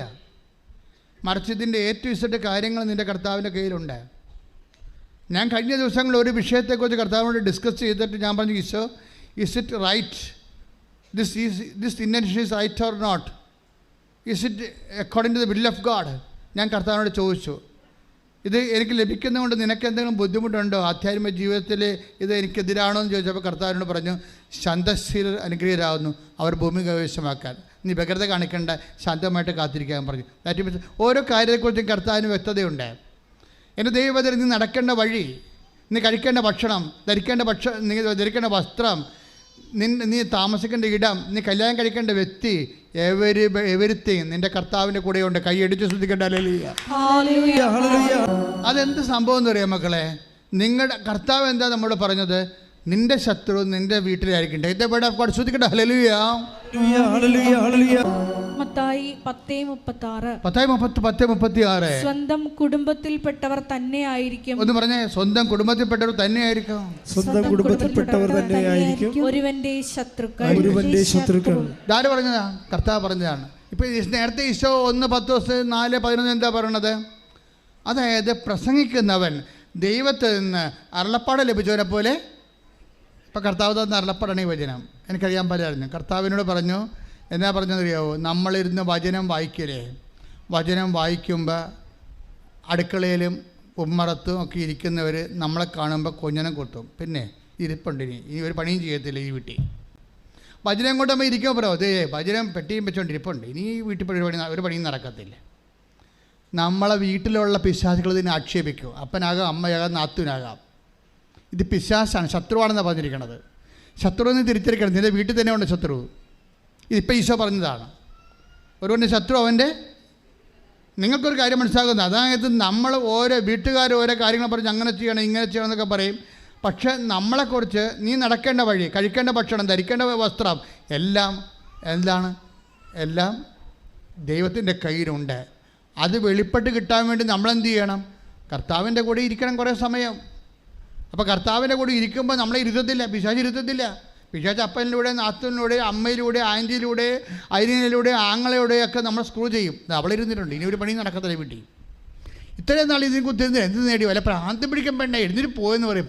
ആ ബൈബിൾ വായിച്ച ഭ്രാന്ത് പിടിക്കുമെന്ന് ആര് പറയും? അപ്പം പറയണം അത് പിശാചാണെന്ന് നിങ്ങൾ മനസ്സിലാക്കണം. ബൈബിൾ വായിച്ച ഭ്രാന്ത് പിടിക്കുമെന്ന് ആരെങ്കിലും പറയുന്നുണ്ടെങ്കിൽ നിങ്ങൾ അവരെ ഒന്ന് നോക്കണം. അപ്പനായാലും അമ്മയായാലും ആൻറ്റി ആയാലും ആങ്ങളയായാലും നാത്തൂനായാലും നോക്കണം. ഈ സാധനത്തിന് വാരുണ്ടാ, ഈ സാധനത്തിന് കൊമ്പുണ്ടാന്ന് നോക്കണം. സാധനം വേറെയാണോ വന്നിരിക്കുന്നത്? കർത്താവ് പറഞ്ഞിട്ടുണ്ട്, എൻ്റെ ശത്രു അവൻ്റെ വീട്ടിൽ തന്നെയായിരിക്കും. എൻ്റെ ദൈവപൈതലെ നീ നടക്കേണ്ട വഴി ദൈവപൈതലാകണം. അങ്ങനെയാണ് ഞങ്ങളൊക്കെ ആയത്. അങ്ങനെയാണ്. ഞാൻ ദൈവപൈതലാണെന്ന് വീമ്പടിക്കുകയല്ല. പക്ഷേ ഞാനൊരു കാര്യം ചെയ്തിട്ടുണ്ടെങ്കിൽ ഇന്ന് വരെ നമ്മളിവിടെ എത്തിയിരിക്കുന്നു. ഞാൻ 38 വർഷമായി കർത്താവിനോട് യാത്ര ചെയ്യണത്. ദൈവത്തോടുള്ള ബന്ധമെന്ന് പറയുന്നത് സംഘാതമായ ബന്ധത്തെക്കാൾ വ്യക്തിപരമായ ബന്ധമാണ്. ആ വ്യക്തിപരമായ ബന്ധത്തിൻ്റെ ശാശ്വതമായിട്ട് ആ വ്യക്തിപരമായ ബന്ധം കൃത്യമാകാൻ വേണ്ടി, ആ വ്യക്തിബന്ധം ആഴമുള്ളാകാൻ വേണ്ടി ദൈവികമായ ഫോർമുല ഉണ്ട്. ദൈവസ്നേഹത്തോടെ, വിശ്വാസത്തോടെ, സത്യസന്ധതയോടെ ദൈവത്തിലേക്ക് തിരിയുമ്പോൾ ദൈവം ആരാണെന്നും ദൈവം എന്ത് നമ്മളെ കൊണ്ടുണ്ട് എന്ത് തീരുമാനിക്കണമെന്നും നമ്മൾ എങ്ങോട്ട് പോകണമെന്നും എല്ലാം കർത്താവ് വെളിപ്പെടുത്തി തരും. ആ വഴികളിലൂടെയാണ് സഭയെ നമ്മൾ 2000 കൊല്ലങ്ങളായിട്ട് സഭയെ ദൈവം നയിച്ചുകൊണ്ടിരുന്നത്. വ്യക്തികളിലൂടെയാണ്. ഓരോരോ കാലഘട്ടങ്ങളിലും നിങ്ങളുമായിട്ട് ദൈവം സംസാരിക്കുന്നതും നിങ്ങളുടെ കുടുംബം, നിങ്ങളുടെ ജീവിതം, നിങ്ങളുടെ മക്കൾ, നിങ്ങളുടെ പ്രൊഫഷൻ, നിങ്ങളുടെ അതിജീവനം എല്ലാം ദൈവം നിങ്ങളിലൂടെയാണ് വെളിപ്പെടുത്തണമെന്നുണ്ടെങ്കിൽ നിങ്ങൾ ദൈവവുമായിട്ട് ഒരു വ്യക്തിപരമായ സഹിത്വമുണ്ടാകണം. അത് പ്രവർത്തനം വഴിയാകാം, പ്രാർത്ഥന വഴിയാകാം, ദൈവവചനം വഴിയാകാം, വായന വഴിയാകാം, ശുശ്രൂഷ വഴിയാകാം. പക്ഷേ ഇപ്സബാത്ത് by no means it should be a sincere effect. സത്യസന്ധമായിരിക്കണം. ശ്രുതികട ഹല്ലേലൂയ. പരിശുദ്ധ പരമ ദിവ്യകാരുണ്യത്തിന് അപ്പോൾ ഈ സജി എന്ന് പറയുന്ന വ്യക്തി തമിഴ് പത്രം പഠിച്ച തമിഴന്മാർക്കും ഹിന്ദി പത്രം പഠിച്ച ബംഗാളികൾക്കും കർത്താവിൻ്റെ പേര് ചെയ്യുമ്പോൾ കർത്താവിനെ അറിയാൻ സാധ്യതയില്ലാത്തവർക്ക് വേണ്ടി പ്രവർത്തിക്കാൻ തീരുമാനിച്ചപ്പോൾ കർത്താവിന് മനസ്സിലായി ആ ഉടമ്പടി സത്യമാണെന്ന് മനസ്സിലായി. എന്ത് ചെയ്ത് ഭാര്യ മാൾട്ടായിരിക്കുക, അന്തോ ഇല്ല കുന്തോ ഇല്ലായിരിക്കുകയാണ്. എന്ത് ചെയ്യണമെന്ന് അറിയാൻ പോലെ ഇരിക്കുക. അപ്പോൾ അവർ ബൈ ചാൻസിൽ അമ്പിളി എന്നും പറഞ്ഞൊരു സ്ത്രീയെ അവർ പരിചയപ്പെട്ടു, മലയാളി. അപ്പോൾ അവരോട് പറഞ്ഞ് ഞാനിങ്ങനെ അകപ്പെട്ടിരിക്കുകയാണ്, എനിക്ക് ആഴ്ചയിൽ 2 ദിവസത്തെ പണിയാണുള്ളത്, അത് 3 മണിക്കൂർ പണിയേ ഉള്ളൂ, എനിക്ക് ജീവിക്കാൻ പറ്റണില്ല എന്ന് പറഞ്ഞു. അപ്പോൾ അമ്പിളി പറഞ്ഞ് ഒരു കുഴപ്പമില്ല, നിങ്ങൾക്ക് എന്താ വേണ്ടത്? ഞാൻ ഇറ്റലിയിൽ എനിക്ക് ജോലി കിട്ടിയാൽ കൊള്ളാവുന്നുണ്ട്. നിങ്ങൾ ആ സാക്ഷ്യം കേൾക്കണം. ഇവർ നാട്ടിൽ വെച്ച് ഏത് ജോലിക്ക്, ഏത് രാജ്യത്ത്, ഏത് സ്ഥലത്ത് പോയി ജോലി ചെയ്യണമോ ആ സ്ഥലത്തേക്ക് കർത്താവ് അമ്പിളിയിലൂടെ ഇവിടെ കൂട്ടിക്കൊണ്ടു പോകും. ശ്രുതിക്കട്ടെ ഹല്ലേലൂയ. പരിശുദ്ധ പരമ ദിവ്യകാരുണ്യത്തിന് അതായത് നമ്മളിങ്ങനെ സത്യസന്ധമായിട്ട് ശുശ്രൂഷ ചെയ്യുമ്പോൾ കണ്ട ഈ അമ്പിളിയെക്കുറിച്ച് ആർക്കെങ്കിലും അറിയാവോ? ഇവരിങ്ങനെ എയറിൽ നിന്ന് വരികയല്ലേ, കർത്താവിൻ്റെ കയ്യിൽ ഇവരൊക്കെ ഉണ്ടേ. നീ നടക്കേണ്ട വഴി നിന്റെ മുഖത്ത് നോക്കി നിന്നെ ഉപദേശിക്കുമെന്ന് പറഞ്ഞില്ലേ? നമ്മൾ സത്യസന്ധമായി ഉടമ്പടി ഇൻവെസ്റ്റ് ചെയ്ത് കഴിയുമ്പോൾ കർത്താവ് അതിന് പറ്റിയ കറസ്പോണ്ടിങ് ആപ്റ്റ് പേഴ്സണെ കൊണ്ടുവന്ന് പോകും. പിന്നെ അവർ നയിച്ചുകൊണ്ടിരിക്കുന്ന വിഷയത്തെ നിങ്ങളുടെ ഉടമ്പടിയിൽ എപ്പോഴും അത് ഫയറാകുന്നില്ലെങ്കിൽ അതിൻ്റെ അർത്ഥം നിങ്ങളെ കർത്താവിനെ പരീക്ഷിക്കാൻ വേണ്ടി ഇപ്പോഴും തയ്യാറായിരിക്കുന്നു എന്നാണ്. സത്യസന്ധമായിട്ട് ഉടമ്പടിയെ നിങ്ങൾക്ക് എന്ത് കിട്ടുമെന്നുള്ള രീതിയിൽ, അതായത് നിങ്ങൾ ഓരോരുത്തരും എങ്ങനെയാണെന്ന് വെച്ചാൽ ചില കാര്യങ്ങൾ ചെയ്യുന്ന അനുസരിച്ച് നിങ്ങളെ തൂക്കി നോക്കും, ദൈവത്തെ തൂക്കും. ദൈവത്തെ തൂക്കിയിട്ട് ഇത്രയും കഷ്ടപ്പെട്ട് ചെയ്തുകൊണ്ട് നമുക്ക് വല്ല പ്രയോജനം ഉണ്ടായി, ഇല്ലെങ്കിൽ കയ്യിലെ കാശ് പിന്നെയും പോകുകയിലേ ഉള്ളു എന്നൊക്കെ വിചാരിച്ച് ദൈവത്തോട് ഇങ്ങനെ പിച്ചിമ്പയൊക്കെ പറഞ്ഞുകൊണ്ടേ ചെയ്യും. അതാണ് ഉടമ്പടി കത്താത്തത്. ഉടമ്പടിയുടെ വെച്ചാൽ ഇനി ദൈവത്തിന് ചെയ്യാൻ പറ്റുന്ന മനുഷ്യരാശിയുമായിട്ട് ബന്ധപ്പെട്ട ഏറ്റവും വലിയ പദ്ധതിയാണ് ഉടമ്പടി. ഞാൻ എന്തെങ്കിലും പറയണമെന്ന് വെച്ച് കഴിഞ്ഞാൽ നമ്മൾ ഇപ്പോൾ അവരെന്താ ചെയ്തിരിക്കുന്നത്, സജി എന്താ ചെയ്തിരിക്കണത്? സത്യസന്ധമായിട്ട് ഉടമ്പടിയുടെ ചെയ്വനകളിലെ ഗ്രേഡ് വർദ്ധിപ്പിച്ചിട്ട് അതിൻ്റെ അകത്ത് തൻ്റെ സത്യസന്ധതയും സിൻസിയറിറ്റിയും വിശ്വസ്തതയും കാണിച്ചു. ഈ വിശ്വസ്തതയും സത്യസന്ധതയും കാണിച്ചാൽ ഞാനൊരു കാര്യം ചോദിക്കട്ടെ, ഇപ്പോൾ ഒരു $1 നമ്മുടെ കയ്യിലുണ്ടെന്ന് വിചാരിച്ചു. $1 ഏത് രാജ്യക്കാരനും എടുക്കും, ഒരു കുഴപ്പമില്ല. നമ്മുടെ ജാതിയും മതവും നോക്കിയിട്ടാണ് ആൾക്കാർ $1 എടുക്കണത്? അല്ല, അത് $1 ആയതുകൊണ്ടാണ്. ഉടമ്പടിക്ക് എങ്ങനെ സംഭവിച്ചിരിക്കണത്? ഉടമ്പടിയിൽ ഇന്ന ആളെ കൊടുക്കണമെന്ന് നിർബന്ധമില്ല. മര്യാദക്ക് ദൈവമായിട്ട് ഉടമ്പടി ചെയ്യാൻ കപ്പാസിറ്റി ഉള്ള ആൾക്കാർ കൊടുത്താൽ ഉടമ്പടി സ്വീകരിക്കപ്പെടും. അതിന് കത്തോലിക്കനാണെന്നൊരു നിർബന്ധമില്ല. ഉടമ്പടി ചെയ്യുന്ന കാര്യങ്ങൾ കൃത്യമായാൽ മതി. അതുകൊണ്ടാണ് ഇവിടെ കത്തോലിക്കലല്ലാത്ത ഒത്തിരിയേറെ സാക്ഷ്യങ്ങൾ, ഇടിവെട്ട് സാക്ഷ്യങ്ങൾ വരേണ്ട കാരണം. ഇതിൻ്റെ അകത്ത് വരുന്ന വിഷയം വെച്ചാൽ ആ ഉടമ്പടി എന്ന് പറയുന്ന ആ ചെയ്വനയിൽ തന്നെയാണ് അതിൻ്റെ വാല്യൂ ഇരിക്കുന്നത്. അത് വൃത്തിയായിട്ട് ചെയ്യാൻ ആർക്ക് കഴിഞ്ഞാലും അവർക്ക് ഏൺ ചെയ്യാൻ പറ്റും. ഇതിൻ്റെ അകത്തുനിന്ന് അത് വൃത്തിയായിട്ട് ചെയ്യാൻ കഴിഞ്ഞാൽ പ്രാർത്ഥിക്കുക, കർത്താവായ ദൈവമേ കർത്താവായ ദൈവമേ, ഉടമ്പടിയെ സത്യസന്ധമായി നിറവേറ്റാൻ എനിക്ക് ആവശ്യമായ വിശ്വസ്തത നൽകണമേ. അതെന്താ പ്രശ്നം വെച്ച് കഴിഞ്ഞാൽ നമ്മളിതെല്ലാം പർച്ചേസിങ് മോഡിലാണ് ഉള്ളത്. ദൈവം നമ്മളെ വിലക്ക് വാങ്ങുന്നു, അതുപോലെ തന്നെ നമ്മുടെ വിലകൾ വർദ്ധിക്കുന്ന അനുസരിച്ച് മാത്രമേ ദൈവം നമ്മളെ വിലക്ക് വാങ്ങത്തുള്ളൂ. നമുക്ക് ഒരു വിലയില്ലാത്ത സാധനത്തിൽ നമ്മൾ വില മുടക്കി മേടിക്കുക, വിലയില്ലാത്ത സാധനം എല്ലായിടത്തും കിട്ടുന്ന സാധനത്തിൽ നമ്മൾ കാശ് മുടക്കി മേടിക്കുക ഇല്ല. ഇപ്പോൾ ഓക്സിജൻ നമ്മൾ ആർക്കാണ് കാശ് കൊടുത്ത് മേടിക്കണം? ഓക്സിജൻ ഇല്ല, മേടിക്കത്തില്ല, എല്ലായിടത്തും ഉണ്ടത്. അതിന് വിലയില്ല. ഇനി ഒരു കാലം ഉണ്ടായാൽ ചിലപ്പോൾ ഓക്സിജൻ വില കൊടുത്ത് മേടിക്കണം. ഇപ്പോൾ ഓക്സിജൻ നമ്മൾ വില കൊടുക്കണില്ല, കാര്യം ഓക്സിജൻ എല്ലായിടത്തും ഉണ്ട്. അപ്പോൾ എല്ലായിടത്തും ഇല്ലാത്ത വില കൊടുത്ത് വാങ്ങിക്കേണ്ട സംഭവങ്ങളാണ്, അതനുസരിച്ചിട്ടാണ് ഇതിൻ്റെ വില നിശ്ചയിക്കുന്നത്.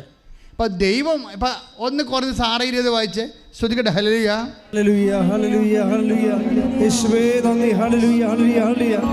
1 കൊരിന്തോസ് 6:20 നിങ്ങൾ വിലയ്ക്ക് വാങ്ങപ്പെട്ടവരാണ്, ആകയാൽ നിങ്ങളുടെ ശരീരത്തിൽ ദൈവത്തെ മഹത്വപ്പെടുത്തും. കർത്താവ് നമ്മളെ കാണുന്ന വിഷയം എന്താണ്? 1 കൊരിന്തോസ് 6:20 എന്താ പറയണത്? നിങ്ങൾ വിലക്ക് വാങ്ങപ്പെട്ടവരാണ്. അതിൻ്റെ അർത്ഥം എന്താ?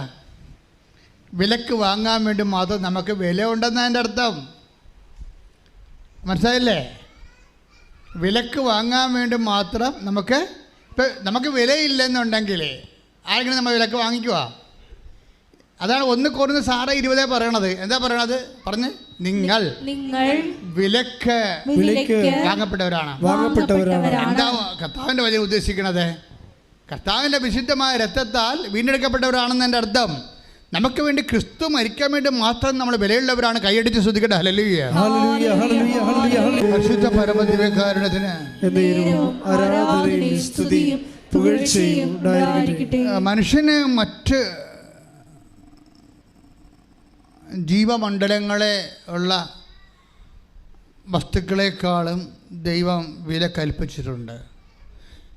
ഇപ്പോൾ പക്ഷികളെക്കാളും നമുക്ക് വിലയുണ്ട്, അതുപോലെ തന്നെ മൃഗങ്ങളെക്കാൾ വിലയുണ്ട് എന്നൊക്കെ ഈശോ ആദ്യം പറയും. നിങ്ങൾക്ക് പക്ഷികളെക്കാൾ വിലയുണ്ടെന്ന് ആദ്യം പറയും. പിന്നെ പറയും നിങ്ങൾക്ക് മൃഗങ്ങളെക്കാൾ വിലയുണ്ടെന്ന് പറയും. പിന്നെ പറയും നിങ്ങൾക്ക് മനുഷ്യരെക്കാൾ വിലയുണ്ടെന്ന് പറയും. അപ്പോൾ വില ഒരു പ്രശ്നമാണ്. Take the word of God. Mathai 6:26 ശ്രദ്ധിക്കട്ടെ. ഹല്ലേലൂയ, ഹല്ലേലൂയ, ഹല്ലേലൂയ. മത്തായി 6:26 ആകാശത്തിലെ പക്ഷികളെ നോക്കുവിൻ, അവ വിതയ്ക്കുന്നില്ല, കൊയ്യുന്നില്ല, കളപ്പുരയിൽ ശേഖരിക്കുന്നുമില്ല, എങ്കിലും നിങ്ങളുടെ സ്വർഗസ്ഥനായ പിതാവ് അവയെ തീറ്റിപ്പോറ്റുന്നു. അവയേക്കാൾ എത്രയോ വിലപ്പെട്ടവരാണ് നിങ്ങൾ. അപ്പോൾ വില നിശ്ചയിച്ചിട്ടുണ്ട്. വില ഒരു പ്രശ്നമാണ്. ആധ്യാത്മിക ജീവിതത്തിലും ഉടമ്പടിയിലും വില ഒരു പ്രശ്നമാണ്. പക്ഷികളെക്കാൾ വിലയുള്ളവരാണല്ലോ നിങ്ങൾ.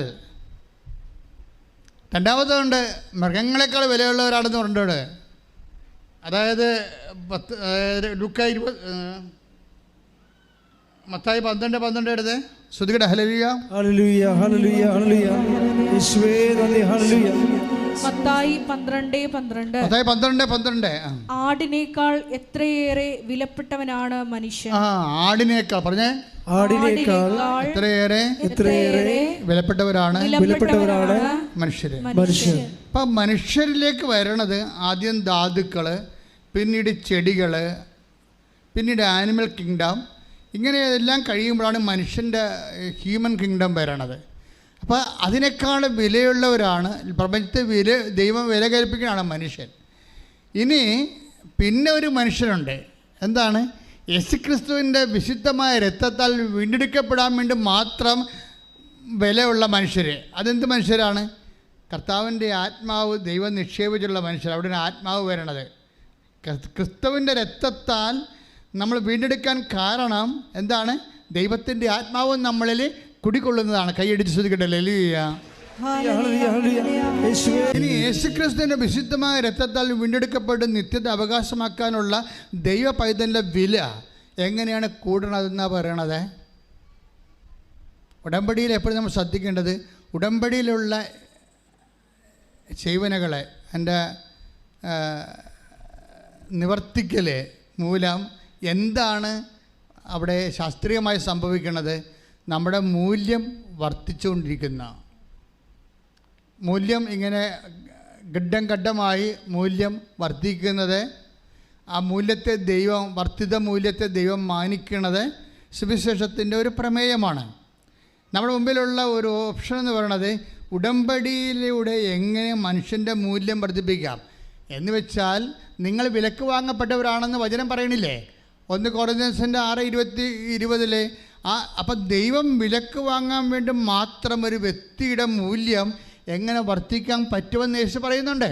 10:31 എടുത്ത് മത്തായിയുടെ സുവിശേഷം ശ്രദ്ധിക്കട്ടെ. ഹല്ലേലൂയ, ഹല്ലേലൂയ, ഹല്ലേലൂയ. മത്തായി 10:31. അതിനാൽ ഭയപ്പെടേണ്ട, നിങ്ങൾ അനേകം കുരുവികളെക്കാൾ വിലയുള്ളവരാണല്ലോ. ഇനി ഈ വിലയിൽ എങ്ങനെയാണ് വില വരണത്, എങ്ങനെയാണ് വില കൂടിയത്, എങ്ങനെയാണ് വില കൂട്ടണത് എന്ന് 10:32 അടുത്ത വചനം വായിച്ചാൽ മനസ്സിലാകും. അടുത്ത വചനം എന്താ?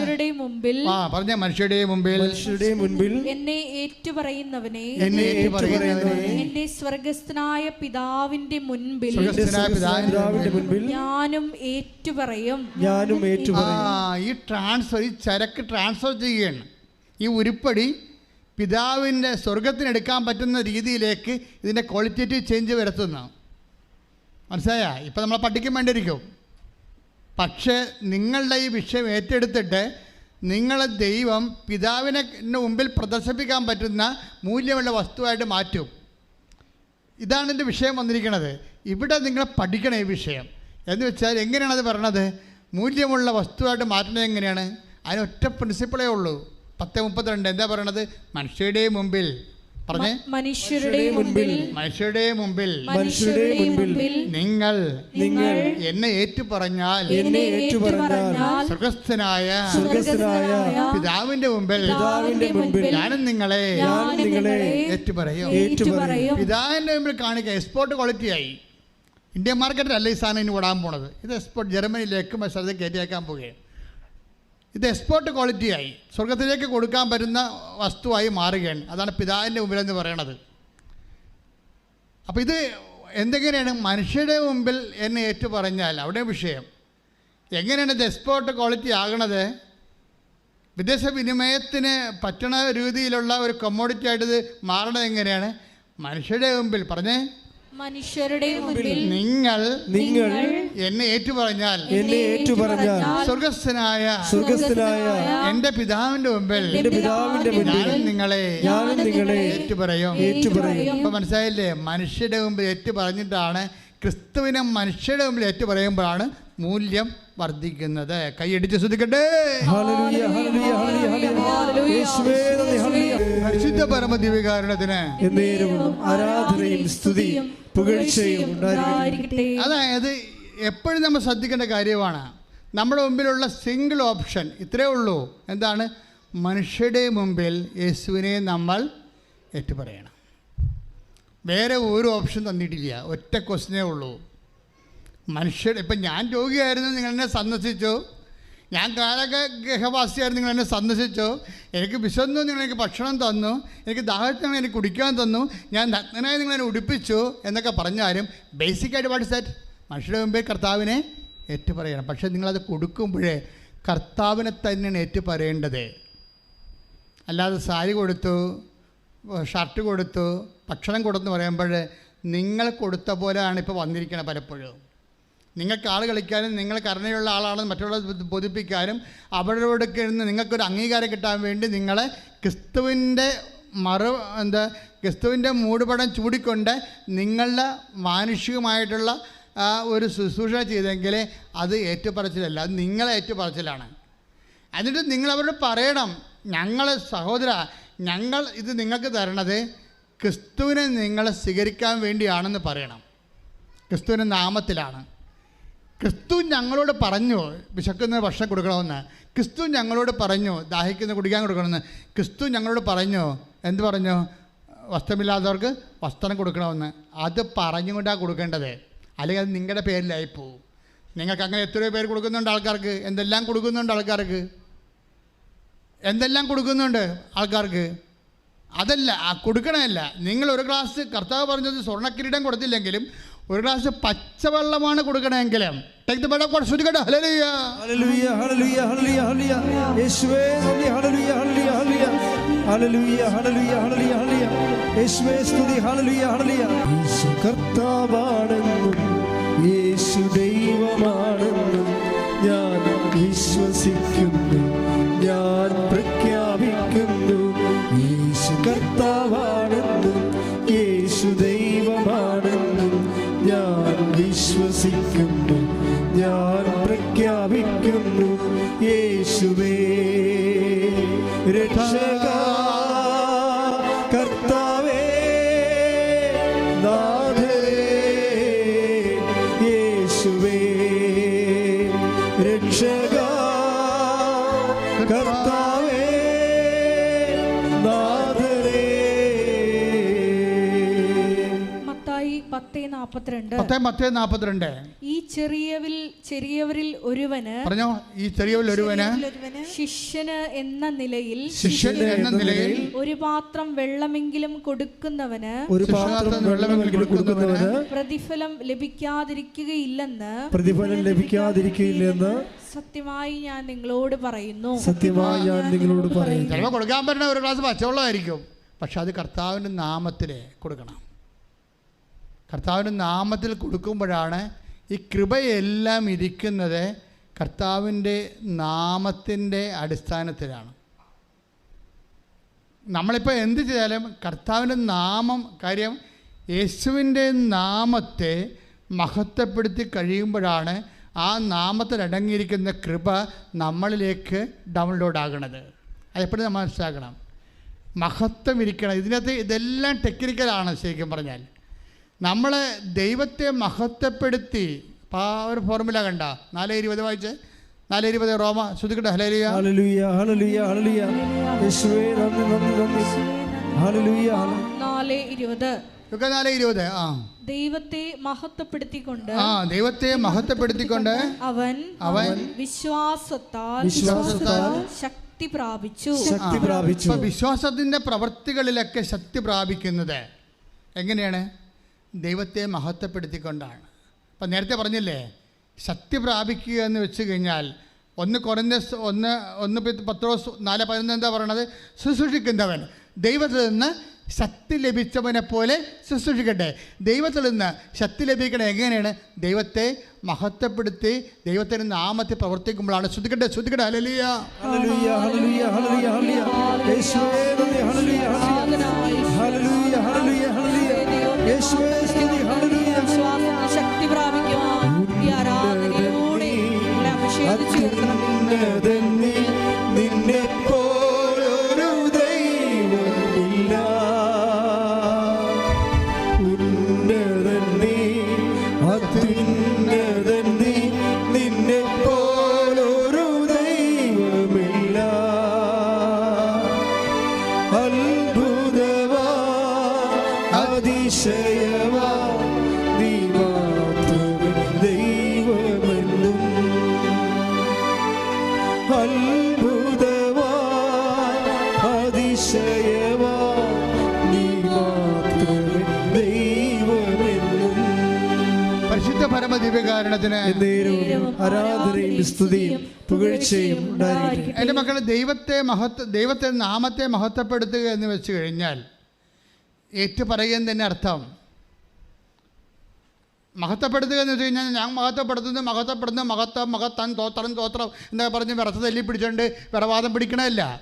മഹത്വപ്പെടുത്തുക എന്ന് വെച്ച് കഴിഞ്ഞാൽ ദൈവത്തിൻ്റെ നാമത്തിൽ ആ വിഷയം നമ്മൾ ദൈവസ്നേഹത്തോടെ ചെയ്യണം. ദൈവത്തിൻ്റെ മഹത്വത്തിന് എല്ലാം നാമത്തിൻ്റെ യേശുവിൻ്റെ. ഇപ്പം തന്നെ ഞാനൊരു കാര്യം ചോദിക്കട്ടെ, ഭൂമിയിൽ കർത്താവ് കുറേ വിഷമം അനുഭവിച്ച ആളാണ്. ഭൂമിയിൽ വെച്ചാണ് കർത്താവ്, 10 ദിവസം ഭൂമിയിൽ വെച്ചാണ് കർത്താവിനെ തള്ളിപ്പറഞ്ഞത്. ഭൂമിയിൽ വെച്ചാണ് പീലാത്തോസ് കൊല്ലാൻ വേണ്ടി കർത്താവിൻ്റെ കൈ കഴുകി വിട്ടത്.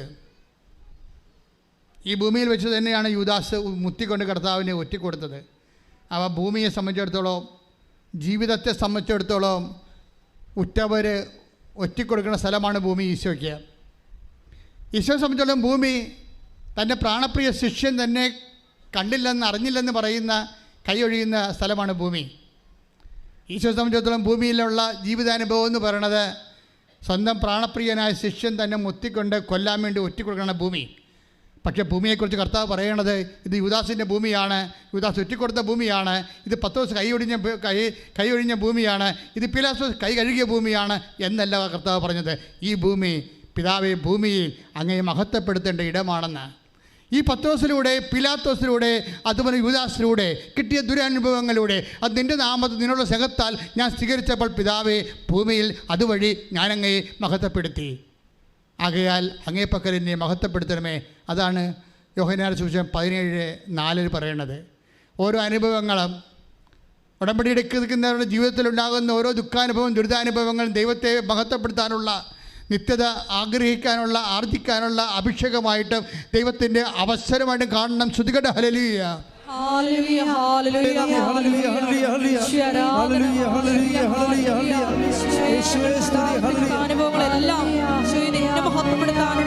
വലിയ അവസരങ്ങളാണ് തിരിച്ചറിയുക. എല്ലാം അവസരങ്ങളാണ് ഈശോ പറയണത്.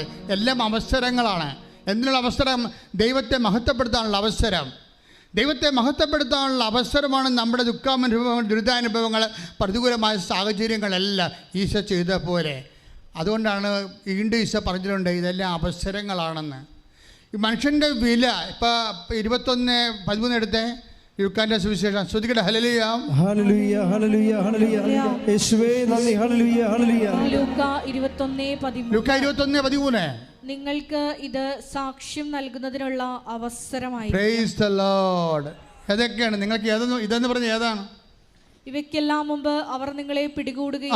ഇത് ഈശോയെ കാണിച്ചതുപോലെ എന്താണ് ഇതെല്ലാം മുമ്പ് അവർ നിങ്ങളെ പിടികൂടുകയും പീഡിപ്പിക്കുകയും അവരുടെ സിനഗോഗുകളിൽ, കാരാഗൃഹങ്ങളിൽ നിങ്ങളെ ഏൽപ്പിച്ചു കൊടുക്കും.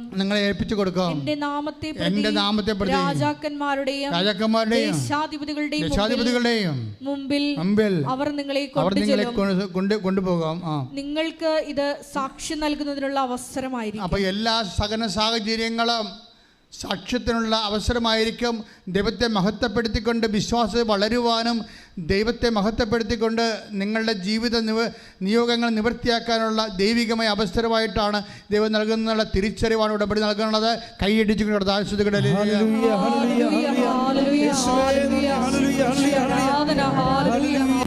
ഇതുപോലെ സഹനത്തിൻ്റെ സാഹചര്യങ്ങൾ കടന്നു പോകുമ്പോൾ എങ്ങനെയാണ് ദൈവത്തെ മഹത്വപ്പെടുത്തിക്കൊണ്ട് സാക്ഷിയാകണതെന്ന് നോക്കിയാൽ, ഈ ആഴ്ചത്തെ മറ്റൊരു സാക്ഷിയോട് നിഷയുടെ സാക്ഷ്യം, തൃശ്ശൂരിൽ നിന്ന് നിഷയുടെ സാക്ഷ്യങ്ങൾ എനിക്ക് വളരെ ഹൃദ്യമായിട്ട് തോന്നിയ സാക്ഷ്യമാണ്. നിഷയ്ക്ക് മക്കളില്ല, 2 മക്കൾ അബോർട്ടായി പോയി. അപ്പോഴതൊന്നും അവൾ ഉടമ്പടി എടുത്തു കഴിഞ്ഞപ്പോൾ കർത്താവ് പറഞ്ഞു, കർത്താവ് എനിക്ക് ഗുജറാത്തിൽ പോകണം അത്യാവശ്യമായിട്ട്. അപ്പം ഞാൻ ഗുജറാത്തിൽ പോകണ മുമ്പ് പ്രഗ്നൻ്റ് ആയി കഴിഞ്ഞാൽ നോക്കിയേ, ഈ ആൾക്കാരൊക്കെ ഈശോയോട് സംസാരിക്കുന്ന രീതി കണ്ടില്ലേ? ഈശോ എനിക്ക് ഗുജറാത്തിൽ അത്യാവശ്യമായിട്ട് പോകണം, പക്ഷേ ഞാൻ ഗുജറാത്തിൽ പോകണമെങ്കിൽ പ്രഗ്നൻ്റ് ആയി കഴിഞ്ഞാൽ എനിക്ക് ഗുജറാത്തിൽ പോകാൻ പറ്റത്തില്ല. അത് നിൻ്റെ ഇഷ്ടം, എന്താ വെച്ചാൽ നീ ചെയ്യും. അപ്പോഴേ എന്നാ പക്ഷേ ഗുജറാത്തിൽ പോകണവരെ പ്രഗ്നൻ്റ് ആയില്ല, പോയി തിരിച്ചു വന്നപ്പോൾ പ്രഗ്നൻ്റ് ആയി. ഈശോ അവൾ പറഞ്ഞു അവളുടെ ടൈമിൽ ഈശോ വിഷയം സെറ്റ് ചെയ്യും. ഈശോ നിങ്ങളൊന്ന് അനുഭവിച്ച് അടുത്ത് നിന്നാണ്ടല്ലോ ഈ ആളാരാണെന്നറിയാം. അപ്പോൾ പിന്നെ അപ്പനും വേണ്ട ഈ അമ്മനും വേണ്ടെന്ന് പറഞ്ഞ പോലെ ആവും. അത്രയും ലവബിളാണ് എന്ന് വെച്ച് കഴിഞ്ഞാൽ പിന്നെ ഈ ആൾ അന്ത്യം വരെ ഉണ്ടാവുമല്ലോ. അതുകൊണ്ട് നേരിട്ട് ഇപ്പം ദൈവാനുഭവമുള്ളവർ, സാധാരണ മനുഷ്യരിലെ ദൈവിക സ്പിരിച്വാലിറ്റിയിൽ അവർ വർത്തിക്കുന്ന കണ്ടില്ലേ? അപ്പം നേരിട്ട് അവളുടെ ജീവിത പ്രശ്നങ്ങൾ നേരെ ഈശോയുമായിട്ട് ഇൻട്രാക്ട് ചെയ്യാൻ, എന്നിട്ട് അവൾക്ക് പറ്റുന്ന രീതിയിൽ ഈശോ കൊണ്ടുവന്നു. അപ്പോൾ എന്നിട്ട് അവൾ പറയും, ഈശോ നിനക്ക് എന്നെ നേരത്തെ അറിയാം, ഓപ്പറേഷൻ പറ്റത്തില്ല, എനിക്ക് പേടിയാണ്. അതേ രസമാണ് ആ സാക്ഷ്യം. എനിക്ക് പേടിയാണ്, കാര്യം എനിക്കൊരു സൂചി കൊണ്ട് കുത്തണ പോലും ഞാൻ കിടന്ന് കാറും. അപ്പോൾ ഓപ്പറേഷൻ ഇല്ലാതാക്കി തരുമെന്ന് പറയും. അല്ല, അപ്പോൾ എനിക്കത് ആ സാക്ഷ്യത്തെ മനസ്സിലായത് എന്താ അറിയാമോ? ഓപ്പറേഷൻ മോശമാണെന്നല്ല ഞാൻ മനസ്സിലായത്. നമ്മൾ പറയുന്ന നമ്മളുടെ ആ ഇഷ്ടാനിഷ്ടങ്ങൾക്ക് പറ്റുന്ന രീതിയിൽ ദൈവം വിഷയം സെറ്റ് ചെയ്യാൻ വേണ്ടി മാത്രം ദൈവം നമ്മളെ സ്നേഹിക്കുന്നു എന്നുള്ളതാണ് ഏറ്റവും വലിയ. അവസാനം ഒരു ദിവസം ഇവളുടെ അമ്മ ഒരു സ്വപ്നം കാണാം. കൃപാസനം മാതാവ് പ്രസവം എടുത്തിട്ട് കുഞ്ഞിനെ കൊടുക്കുന്നു. അപ്പോൾ അമ്മ ഇവളോട് പറയും, എടി നിനക്ക് വേദന ഒന്നും ഉണ്ടാകത്തില്ല, കൃപാസനം അമ്മ തന്നെ വന്ന് തിയേറ്ററിൽ വന്ന് കുഞ്ഞിനെ എടുത്ത് നിനക്ക് തരണമെന്ന് ഞാൻ സ്വപ്നം കണ്ടെന്ന് പറയും. എന്നിട്ട് അത് 22-ാം തീയതിയാണെന്ന് പറയും. അവിടെയാണ് പ്രശ്നം. സ്വപ്നം ആർക്കും കാണാം, പക്ഷേ ഈ അമ്മ പറഞ്ഞ 22-ാം തീയതി തന്നെ ഇവളെ പ്രസവിക്കും. ശ്രുതികട്ടെ ഹല്ലേലൂയ.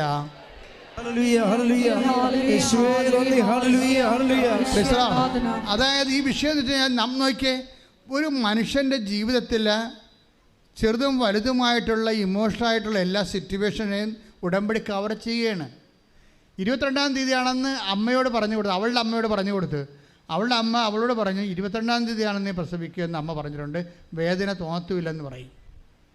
അവളെ സാധാരണ ഓപ്പറേഷൻ അല്ലാതെ പ്രസവിച്ചിട്ട് പോലും വേദന തോന്നില്ല, ഒരു സൂചിക്കുത്ത് പോലും തോന്നിയില്ല. അതിന് അഭിഷേകമുണ്ട് പ്രത്യേക ദൈവത്തിൻ്റെ കയ്യിൽ. നിങ്ങൾക്ക് ചിന്തിക്കാൻ പറ്റുമോ? നിങ്ങൾ ഓപ്പറേഷൻ അല്ലാതെ താനെ സ്വാഭാവികമായിട്ട് പ്രസവിച്ച ആൾക്കാർക്ക് അറിയാമല്ലോ, 45 യൂണിറ്റാ മറ്റേയാണ്, 45 അസ്ഥികൾ ഒരുമിച്ച് ഒടിയണ അത്രയും വേദനയുള്ള കേസാണ് പ്രസവ വേദന. ഇതൊക്കെ ഫീൽ ചെയ്യാത്ത രീതിയിൽ നീ അഗ്നിയിലൂടെ നടക്കും, അഗ്നി നിന്നെ വിഴുങ്ങത്തില്ല, നീ സമുദ്രത്തിലൂടെ നടക്കും, സമുദ്രം നിന്നെ മുക്കത്തില്ലെന്ന് പറയുന്ന ഒരു അഭിഷേകമുണ്ട്.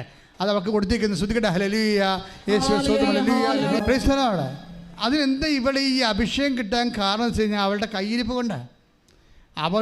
ഇവള് തിയേറ്ററിലോട്ട് ഇവളെ കുന്തിക്കൊണ്ട് പോയപ്പോൾ തന്നെ ഇവളോട് നേരത്തെ ഡോക്ടർ പറഞ്ഞ് ഈ കാശുരൂപം കൊന്തൊന്നും എടുക്കാൻ പറ്റത്തില്ലെന്ന് പറഞ്ഞ്. അവൾ മിണ്ടിയില്ല. ഡോക്ടർ അങ്ങോട്ടേക്ക് എടുത്ത് കഴിഞ്ഞപ്പോൾ സൂത്രത്തെ അവളെ കാശുരൂപം കയ്യിലെടുത്ത് പിടിച്ചു. എന്നിട്ട് ഈ പ്രസവത്തിൻ്റെ സമയത്ത് മുഴുവൻ ഉടമ്പടി കാശുരൂപം ഇങ്ങനെ മുറുക്കി പിടിച്ചിരിക്കുകയാണ്. അതിനിടക്ക് ആ നല്ല സമയമായപ്പോൾ കാശിനും കയ്യിൽ നിന്ന് പോയി, ഓപ്പറേഷൻ തിയേറ്ററിൽ താഴെ വീണ്. അപ്പോൾ ഡോക്ടർ ഇവിടെ ചൂടായി, ഇതെന്നെ കാണിക്കരുത്, നേരത്തെ പറഞ്ഞ ഇതൊന്നും എടുക്കാൻ പറ്റില്ലെന്ന്. ഡോക്ടർ ഇങ്ങോട്ട് എടുത്തതെന്ന് പറയും. അവസാനം ഇവിടെ നിലവിളി കൂട്ടിയപ്പോൾ കാശിനും എടുത്ത് കൈ കൊടുത്തു. കാശിനെ കൈ പിടിച്ച സമയത്ത് ഇവിടെ പ്രസവിക്കുകയും ചെയ്തു. നിങ്ങൾ ആ സാക്ഷി കേൾക്കണം ശരിക്കും പറഞ്ഞാലേ. അതായത് സീരിയസ് ആയിട്ട്, അവൾ സീരിയസ് ആയിട്ടാണ്, ഡോക്ടറിൻ്റെ വാക്ക് പോലും കേൾക്കാതെ സീരിയസ് ആയിട്ടാണ് മദറിനെ ഹോൾഡ് ചെയ്യണത്. ഇങ്ങനെ ഹോൾഡ് ചെയ്യുന്നവരെ സംബന്ധിച്ചിടത്തോളം ദൈവം ആരാണെന്നറിയും, അല്ലെങ്കിൽ പരിശുദ്ധ അമ്മയിൽ ദൈവം അറിയിക്കും അവരെ. ശ്രുതികട്ടെ ഹല്ലേലൂയ.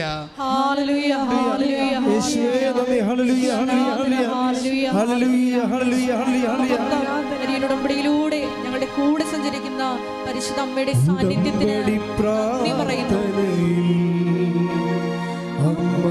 ഉടനടി പരിഹാരമേകും ഉടമ്പടി പ്രാർത്ഥനയിൽ അമ്മ ഉടനടി പരിഹാരമേകും. അവൻ പറയുന്നത് ചെയ്തിടുകിൽ ജീവിതം ധന്യമായി തീർന്നിടും. അവൻ പറയുന്നത് ചെയ്തിടുകിൽ ജീവിതം ധന്യമായി തീർന്നിടും. പരിശുദ്ധ പരമദിവ്യകാരുണ്യത്തിന് ആരാധനയും സ്തുതിയും പുകഴ്ചയും ഉണ്ടായിരിക്കട്ടെ. പരിശുദ്ധ പരമദിവ്യകാരുണ്യത്തിന് ആരാധനയും സ്തുതിയും പുകഴ്ചയും. അത് കാശുരൂപം ഹോൾഡ് ചെയ്യണതും ഒരു സാക്ഷ്യമാണ് ശരിക്കും. അല്ല ഡോക്ടർ പറഞ്ഞതല്ലേ എന്നൊക്കെ പറഞ്ഞുകൊണ്ട് വേണേൽ എവിടെയെങ്കിലും മാറ്റി വെക്കത്തില്ല. അങ്ങനെയാണ് 90% ആൾക്കാർ അങ്ങനെ ചെയ്യത്തുള്ളൂ. ഈ 10% എപ്പോഴും ഹാർട്രിക്ക് അടിക്കണത്. വിശ്വാസമായിട്ട് കാണുന്ന ആൾക്കാരുണ്ട്, കോംപ്രമൈസ്, ഒത്തുതീർപ്പില്ലാത്തത്. ആരോടും ഒത്തുതീർപ്പില്ല. അവരും അവരുടെ ദൈവവും വേറെ ഒന്നും അവരുടെ സത്യമായിട്ട് അവർ കരുതണില്ല. ഉടമ്പടി വർക്ക് ചെയ്യണത് അങ്ങനെയാണ്. എങ്ങനെയെങ്കിലുമൊക്കെ ഒപ്പിച്ചെടുക്കാമെന്ന് പറഞ്ഞാൽ നിങ്ങൾക്ക് നിങ്ങൾ ഉടായ്പാണ് ദൈവത്തെ അറിയാൻ പറ്റും. ഇപ്പം നിങ്ങളുടെ കാര്യം ഉടായ്പായിട്ട് മാറും. ഈ ദിവസങ്ങളിലുള്ള വേറൊരു സാക്ഷ്യം എനിക്കിഷ്ടപ്പെട്ടത് ജസ്റ്റിൻ്റെ സാക്ഷ്യമാണ്. കടപ്പക്കര, കൊല്ലം കടപ്പക്കര ജസ്റ്റിൻ്റെ സാക്ഷ്യം. അതായത് 30 വർഷമായിട്ട് 3 വർഷമായിട്ട് അദ്ദേഹം വീടില്ല. അദ്ദേഹം വീട് കിട്ടി ഉടമ്പടി, അതല്ല പ്രശ്നം. അയാൾക്ക് 42 വയസ്സുണ്ട്. വൈഫിന് കൂടെ കൂടെ അബോർഷൻ സംഭവിക്കുന്നുണ്ട്. രണ്ടാമത്തെ കുഞ്ഞിന് അബോർഷനാണ്. 3, 4, 5 പ്രാവശ്യം അബോർഷൻ സംഭവിച്ചു. അപ്പോൾ അതിനുശേഷം അതേപോലെ ഉടമ്പടി എടുക്കും. ഉടമ്പടി എടുത്തു കഴിഞ്ഞിട്ട് അയാൾ പറയണത്, ഈ ജീവൻ്റെ തന്തു പൊക്കിളല്ലേ, അതുകൊണ്ട് ഞാൻ ഉടമ്പടി എടുത്തു കഴിഞ്ഞ് അവൾ പ്രഗ്നൻ്റ് ആയപ്പോൾ അവളുടെ പൊക്കിളിൽ കൊണ്ടുവന്ന് ഞാൻ ഉടമ്പടി തേരം പുരട്ടി. അത് സാക്ഷ്യമാണത്. അത് ഭർത്താവിൻ്റെ സാക്ഷ്യമാണ്. ഭാര്യയുടെ പൊക്കിൾ കൊടിയിൽ ഉടമ്പടി തേരം പുരട്ടും. ഉടമ്പടി തേലം പുരട്ടി കഴിഞ്ഞാൽ പിന്നെ അബോർഷനില്ല, തീർന്നു. അത് അമ്മ ആ വിഷയം ഏറ്റെടുത്തു. കാര്യം നമ്മളത് അമ്മയ്ക്ക് ഏൽപ്പിച്ചല്ല. പക്ഷേ പുരട്ടുമ്പോഴൊക്കെ നിങ്ങൾക്കറിയാം, നിങ്ങളിങ്ങനെ വെളിച്ചെണ്ണ തേച്ച് കുളിക്കാൻ പോണ പോലെ പുരട്ടരുത്. അതതിൻ്റെ ആക്ടിവേഷൻ പ്രിൻസിപ്പിളുണ്ട്.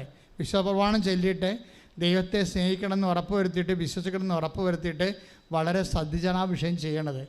ചെയ്ത് കഴിഞ്ഞപ്പോൾ ഡോക്ടർ പറഞ്ഞു, പിന്നെ ഡോക്ടർ പറഞ്ഞ് 8ാം മാസം ഡോക്ടർ പറഞ്ഞ് 1100 ഗ്രാമേ ഉള്ളൂ. ഇൻക്യുബേറ്ററിൽ നേരത്തെ ഓപ്പറേറ്റ് ചെയ്ത് എടുത്തിട്ട് ഇൻക്യുബേറ്ററിൽ വെക്കേണ്ടി വരുമെന്ന് പറഞ്ഞ്. ഭയങ്കര 1.5-2 ലക്ഷം രൂപയാവും ഇൻക്യുബേറ്ററിൽ വെച്ച് കൊച്ചിനെ വളർത്തിക്കഴിഞ്ഞാലേ വെയിറ്റ് വെപ്പിച്ചെടുത്താൽ. അപ്പോൾ ഇവൻ പറയും, അതൊന്നുമില്ല ഡോക്ടറെ, കൊച്ചിന് ആ സമയമാകുമ്പോൾ വെയിറ്റ് വെക്കുള്ളൂ. എൻ്റെ മനസ്സിലെന്തായിരിക്കണത്, അമ്മ അതിന് വെയിറ്റ് വെപ്പിച്ചുള്ളൂ എന്നാണ്. പിന്നെ ഒരാഴ്ചക്കുള്ളിൽ 2,800 പെട്ടെന്ന് പ്രസവിച്ചു. ആ കറക്റ്റ് 10 മാസം ആയപ്പോൾ ആൾ പ്രസവിച്ചു. നല്ല ഉഗ്രൻ കുഞ്ഞ്. അതായത് ഈ വിശ്വാസ യാത്രയാണിത്. ഒരപ്പൻ്റെ വിശ്വാസ യാത്രയാണ്. സ്വന്തം ജീവിത പങ്കാളിയുമായിട്ട് കുഞ്ഞുങ്ങളുമായിട്ടുള്ള അപ്പൻ്റെ. ഇതൊക്കെ ചെറുപ്പക്കാരാണെന്ന് മനസ്സിലാക്കണം. ചെറുപ്പക്കാരൊക്കെ ഇന്ന് എത്രയോ സുന്ദരമായ രീതിയിലാണ് അവരുടെ ജീവിതത്തിൻ്റെ അവസ്ഥകളിൽ വിശ്വാസത്തെ ഉടമ്പടി വഴി ആപ്ലിക്കേറ്റ് ചെയ്യണത്. നമ്മളെ ഞെട്ടിച്ച് കളയും. അതുകൊണ്ട് ഞാനീ പറഞ്ഞ സാക്ഷ്യങ്ങളെല്ലാം നോക്കുക. ഇതെല്ലാം ഒരു സാധാരണ മനുഷ്യരുടെ സാക്ഷ്യങ്ങളാണ്. സാധാരണ മനുഷ്യർ എത്ര വിശ്വാസത്തോടു കൂടിയാണ് ഉടമ്പടിയെ ആക്ടിവേറ്റ് ചെയ്യണത്, ദൈവം അവരോട് സത്യസന്ധമായിട്ട് ഇൻട്രാക്ട് ചെയ്യണത്. അതിന് ഇവൻ ചെയ്യേണ്ട ഒരു കാര്യമുണ്ട്. എന്തുകൊണ്ടാണ് ഇവന് പൊക്കിൾക്കൊടിയിലൊക്കെ കൊണ്ടുപോയി ഉടമ്പടി തൈലം പൂശുമ്പോഴേ ദൈവം അത് ഏറ്റെടുക്കാൻ കാരണമുണ്ട്.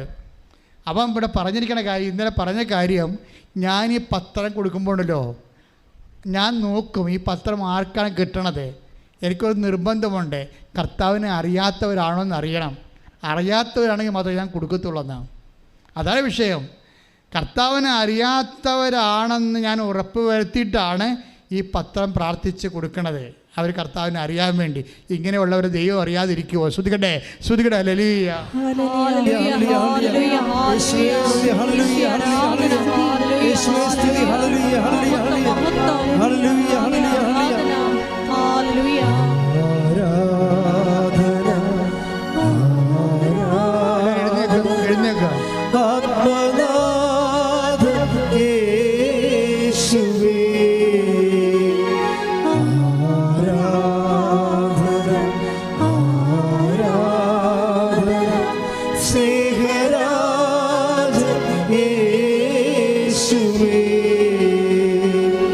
പരമദിവ്യകാരുണ്യത്തിന്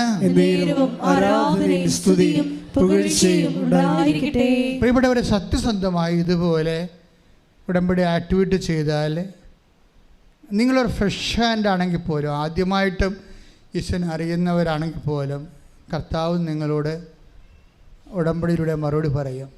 പല ആൾക്കാരുടെ ഉടമ്പടി ലാഗ് ചെയ്യണത് പകുതി ചെയ്ത് ഈ വവ്വാല് ചപ്പണ പോലെ ഉടമ്പടി എടുത്തിട്ടാണ്. വവ്വാല് ചപ്പണ വാങ്ങാൻ കണ്ടിട്ടുണ്ടല്ലോ, പകുതി ചപ്പുമ്പോൾ തന്നെ അത് ഒടിഞ്ഞ് താഴെ വീഴും. പിന്നെ നോക്കുമ്പോൾ പകുതി ചപ്പിയിരിക്കണ കാണാം. പകുതി ചപ്പി ഉടമ്പടിയാണ് പല ആൾക്കാരുടെയും. വവ്വാല് ചപ്പി ഉടമ്പടി എന്ന് പറയും. എന്താ കാര്യം വെച്ചാൽ ഇവർ പകുതി ചെയ്യും, ചിലത് ചെയ്യും, ചിലത് ചെയ്യത്തില്ല, ചിലത് ഭംഗിയാട് ചെയ്യും, ചിലത് ചെയ്തെന്ന് ഒപ്പിച്ച് വരുത്തും. അങ്ങനെ പോയ ഉടമ്പടികളാണ്. ഇതെല്ലാം നിങ്ങൾക്ക് രണ്ടാമത് സമ്പൂർണ്ണമായിട്ട് ദൈവസ്നേഹത്തോടുകൂടി ചെയ്യാനുള്ള അഭിഷേകത്തിനായി സ്തുതിക്കട്ടെ. ഹല്ലേലൂയ, ഹല്ലേലൂയ, ഹല്ലേലൂയ, ഹല്ലേലൂയ. യേശുവേ ആരാധന, യേശുവേ ആരാധന. യേശുവേ ഉടമ്പടി നിബന്ധനകൾ ദൈവസ്നേഹത്തോടെ വിശ്വസ്തയോടെ ചെയ്യാനുള്ള അഭിഷേകം ഈ ആരാധനയോടെ ഞങ്ങൾക്ക് നൽകണമേ. യേശുവേ ലോകത്തിന് കൊടുക്കുവാൻ ഞങ്ങളെ പ്രത്യേകമായി തിരഞ്ഞെടുത്ത് അഭിഷേകം ചെയ്യണമേ. ഹല്ലേലൂയ, മഹത്വം മഹത്വം, ആരാധന ആരാധന. ഹല്ലേലൂയ. പരിശുദ്ധ പരമദിവ്യകാരുണ്യത്തിന് പുകഴ്ചയും ഉണ്ടായിരിക്കട്ടെ. ആദ്യം എൻ്റെ മക്കളെ പ്രാർത്ഥിക്കേണ്ടത് കർത്താവിന് കൈമാറാനുള്ള സുവിശേഷത്തിൻ്റെ സ്വർഗത്തിൻ്റെ ഉപകരണമായി നിങ്ങളെ മാറ്റാൻ വേണ്ടി പ്രാർത്ഥിക്കുക. കർത്താവായ ദൈവമേ, സ്വർഗത്തിന്റെ ഉപകരണമായി എന്നെ അഭിഷേകം ചെയ്യണമേ. അങ്ങേ അറിയാത്തവരെ അറിയിക്കുവാൻ, അറിഞ്ഞവരെ ആഴപ്പെടുത്തുവാൻ, ദൈവസ്നേഹത്തോടെ പ്രവർത്തിക്കുവാൻ എന്നെ അഭിഷേകം ചെയ്യണമേ. ശ്രുതികട്ടെ ഹല്ലേലൂയ, ഹല്ലേലൂയ, ഹല്ലേലൂയ. യേശുവേ ഹല്ലേലൂയ, ഹല്ലേലൂയ, ഹല്ലേലൂയ. യേശുവേ അധികമായി കൃപ നൽകി ഞങ്ങളെ ആരാധനയിലൂടെ അഭിഷേകം ചെയ്യണമേ. ഹല്ലേലൂയ.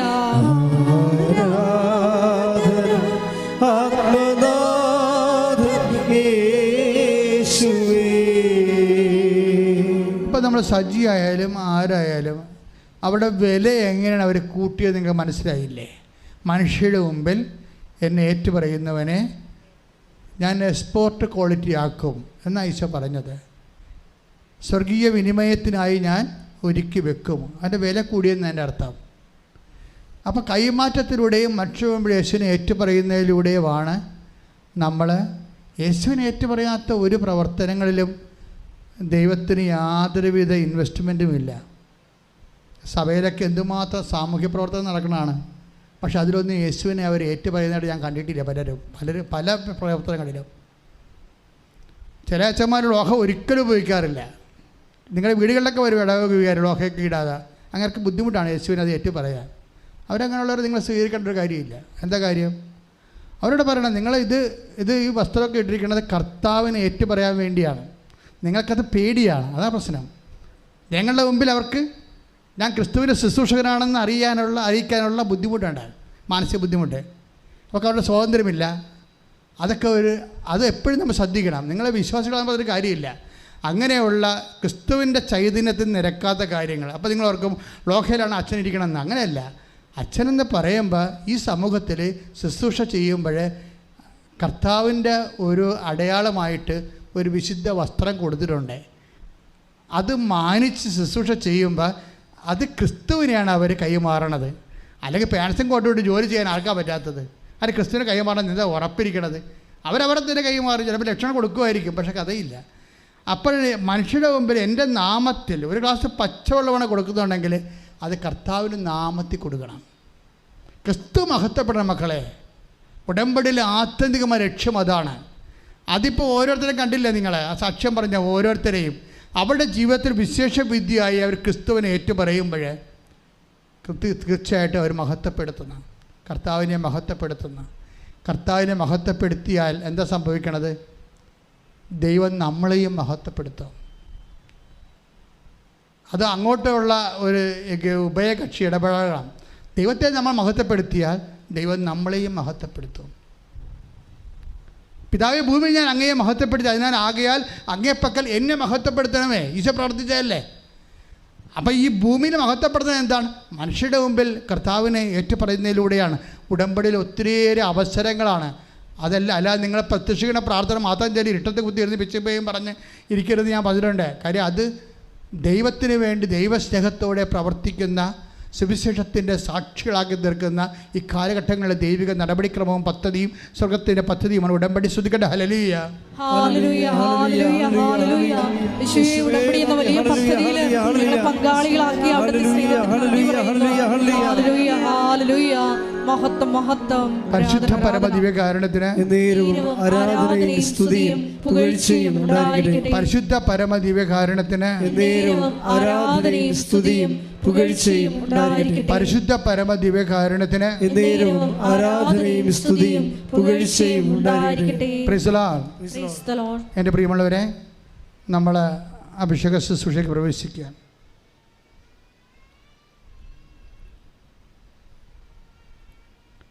രോഗസൗഖ്യ പ്രാർത്ഥന ആരംഭിക്കുന്ന സമയമാണ്.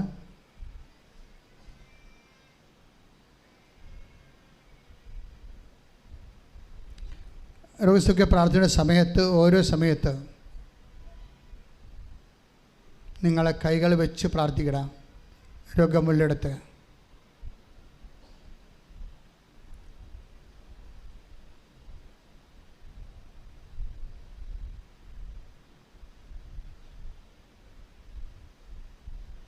കർത്താവിൻ്റെ ഉന്നതമായ നാമത്തിന് സ്വസ്ത്രം ചെയ്യുന്ന കർത്താവ്, നിൻ്റെ വിശുദ്ധ പൗരോഹിത്യത്തെ നീ മഹത്വപ്പെടുത്തണമേ. കർത്താവ്, സഭയിലുള്ള സാന്നിധ്യം നീ പ്രകടമാക്കണമേ. ശ്രുതിക്കട മക്കളെ, ശ്രുതിക്കട. Hallelujah, hallelujah. കർത്താവ്, നിന്റെ തിരുമുറുപാടുന്ന വലത്ത് കരാം അങ്ങയുടെ മക്കളുടെ ശിരസിൽ വെക്കണേ പ്രാർത്ഥിക്കുന്ന സന്ധിബന്ധങ്ങളിലും മാംസപെശുകളിലും രക്തഞരമ്പുകളിലും ശരീരകോശങ്ങളിലും ആന്തരിക അവയവങ്ങളിലും കർത്താവിൻ്റെ രക്തം പടരട്ടെ. എല്ലാ കോശങ്ങളിലും പെശുകളിലും കർത്താവിൻ്റെ രക്തം പടരട്ടെ. മാർഗരോഗങ്ങൾ, തീരാവ്യാധികൾ യേശു ക്രിസ്തുവിൻ്റെ നാമത്തിൽ മാറിപ്പോകട്ടെ. ശ്രുതികട്ടെ. ഹല്ലേലൂയ. എല്ലാ രോഗങ്ങളും സുഖപ്പെട്ടുകൊണ്ട് ഈ ആരാധനയിലൂടെ യേശുനാമം മഹത്വപ്പെടുവാൻ ആരാധന. സദയം തുടേടേ സുഖമായിടും എൻ്റെ ഉള്ളം, അരികിൽ വരേടേ സദയം തുടേടേ സുഖമായിടും എൻ്റെ ഉള്ളം. പരിശുദ്ധ പരമദിവ്യകാരുണ്യത്തിന് ആരാധനയും സ്തുതിയും പുകഴ്ചയും പരിശുദ്ധ പരമദിവ്യകാരുണ്യത്തിന് ആരാധനയും സ്തുതിയും പുകഴ്ചയും പരിശുദ്ധ പരമദിവ്യകാരുണ്യത്തിന് ആരാധനയും സ്തുതിയും പുകഴ്ചയും ഉണ്ടായിരിക്കട്ടെ. എൻ്റെ പ്രിയപ്പെട്ടവരെ, ജീവിതത്തിൻ്റെ വ്യത്യസ്തങ്ങളായ മണ്ഡലങ്ങളിൽ നമ്മൾ ഉടമ്പടി എടുത്തിട്ടുണ്ട്. ഈ ആഴ്ചയിൽ ഉടമ്പടി എടുത്തവരും എടുക്കാൻ പോകുന്നവരും അവരുടെ ജീവിത മണ്ഡലങ്ങളിലെല്ലാം അവർക്ക് വീഞ്ഞില്ല എന്ന് കണ്ണീരോടെ എന്ന വിശ്വാസത്തോടെ ഈശോയോട് പറഞ്ഞ പരിശുദ്ധ അമ്മയുടെ ദൈവിക മാധ്യസ്ഥത്തിലാണ് ഉടമ്പടി പുലരുന്നത്. അമ്മയെ പരിശുദ്ധ അമ്മ ജോലിയില്ലാത്തവർ ഇപ്പോൾ പ്രാർത്ഥിക്കുന്നു. ശ്രുതിക്കട്ടെ മക്കളെ. അമ്മയെ പരിശുദ്ധമേ വീടില്ലാത്തവർ പ്രാർത്ഥിക്കുന്ന, വിസ ലഭിക്കാത്തവർ പ്രാർത്ഥിക്കുന്ന, പരീക്ഷ തോക്കുന്നവർ പ്രാർത്ഥിക്കുന്ന, പരീക്ഷ എഴുതാൻ പോകുന്നവർ, ഇൻ്റർവ്യൂ അഭിമുഖീകരിക്കുന്നവർ, യാത്ര ചെയ്യാൻ പോകുന്നവർ, വിദേശ യാത്രയ്ക്ക് ഒരുങ്ങുന്നവർ, വിദേശ യാത്രയിൽ കുടുങ്ങിപ്പോയവർ, ജയിലകപ്പെട്ട മക്കൾ, പലതരത്തിലുള്ള സാമ്പത്തിക തടസ്സങ്ങളുള്ളവർ, വീട്ട് തടസ്സങ്ങളുള്ളവർ, കർത്താവ് അവരിപ്പോൾ കണ്ണുനീരോടെ ഞങ്ങളുടെ തിരുസേനയെ പ്രാർത്ഥിച്ചുകൊണ്ടിരിക്കണം. ദൈവമേ, എൻ്റെ കർത്താവ്, കുഞ്ഞുങ്ങളില്ലാത്ത പ്രാർത്ഥിക്കുന്നുണ്ട്, വിവാഹമൊത്തോരത്തിൽ പ്രാർത്ഥിക്കുന്നുണ്ട്. കർത്താവ്, പലതരത്തിലുള്ള ഡൈവേഴ്സ് അവൻ്റെ വക്കിലെത്തിക്കുന്നവരും അതിൻ്റെ കേസ് നടക്കുന്നവരും പ്രാർത്ഥിക്കുന്നുണ്ട്. ദൈവത്തിൻ്റെ തിരുമനസ് സ്വീകരിക്കാൻ അവിടെ മനസ്സൊരുക്കണമെന്ന് പ്രാർത്ഥിക്കുന്നു. ദൈവത്തിൻ്റെ കണ്ണ് ചൊരിയട്ടെ, ദൈവത്തിൻ്റെ കണ്ണ് ചൊരിയട്ടെ. കർത്താവ്, വരുമാനം മുട്ടിപ്പോയവർ ചെയ്തവരുകൊണ്ടിരിക്കുന്ന വരുമാനങ്ങൾക്ക് വരുമാന മാർഗമില്ലാതെ വിഷമിക്കുന്നവർ, കർത്താവ് വീടില്ലാത്തവർ, എല്ലാ തരത്തിലും വിഷമം അനുഭവിക്കുന്ന കർത്താവ് കണ്ണിലൂടെ പ്രാർത്ഥിക്കുന്നുണ്ട്. ദൈവം അവരെല്ലാം കർത്താവിൻ്റെ കണ്ണ് ചൊരിയട്ടെ പ്രാർത്ഥിക്കുന്ന ദൈവത്തിൻ്റെ കൃപ ചൊരിയുടെ കർത്താവ്, ഭർത്താവ് മരിച്ചുപോയവർ, ജീവിത പങ്കാളി മരിച്ചുപോയവർ, അകന്ന് താമസിക്കുന്നവർ, മക്കളില്ലാത്തവർ, മക്കൾക്ക് അപകടം പറ്റിയവർ, കർത്താവ് പലതരത്തിലുള്ള വിഷമം അനുഭവിക്കുന്നവർ കണ്ണിലൂടെ പ്രാർത്ഥിക്കുന്ന കർത്താവ്, നിന്റെ വിശുദ്ധ പൗരോഹിത്യത്തെ മഹത്വപ്പെടുത്തി പ്രാർത്ഥിക്കുന്ന കർത്താവ്, പലതരത്തിലുള്ള സാമ്പത്തിക സ്ഥാപനങ്ങളുടെ കേസുള്ളവർ, കർത്താവ് തടസ്സങ്ങളുള്ളവർ, കർത്താവ് ലോൺ കിട്ടാത്തവർ, കർത്താവ് അവരെല്ലാം പ്രാർത്ഥിക്കുന്ന കർത്താവ്, ദൈവമേ എന്ത് ചെയ്യണം, ആര് സഹായിക്കുമെന്ന് അറിയാൻ പാടില്ലാത്ത കർത്താവ് വിഷമിക്കുന്ന മക്കൾ കണ്ണിലൂടെ പ്രാർത്ഥിക്കുന്ന ദൈവത്തിൻ്റെ കരുണ ചെരുവിൻ്റെ ശ്രുതികട്ടെ. ഹല്ലേലൂയ. എല്ലാ ജീവിത ദുരിതങ്ങളെ ഏറ്റെടുത്തുകൊണ്ട് ഈശോയെ നിന്റെ നാമം ഈ ആരാധനയിലൂടെ മഹത്വപ്പെടുത്തണമേ. ഹല്ലേലൂയ. മഹത്വം. മുട്ടയിൽ നിന്ന് മൗനമായി പ്രാർത്ഥിക്കട്ടെ.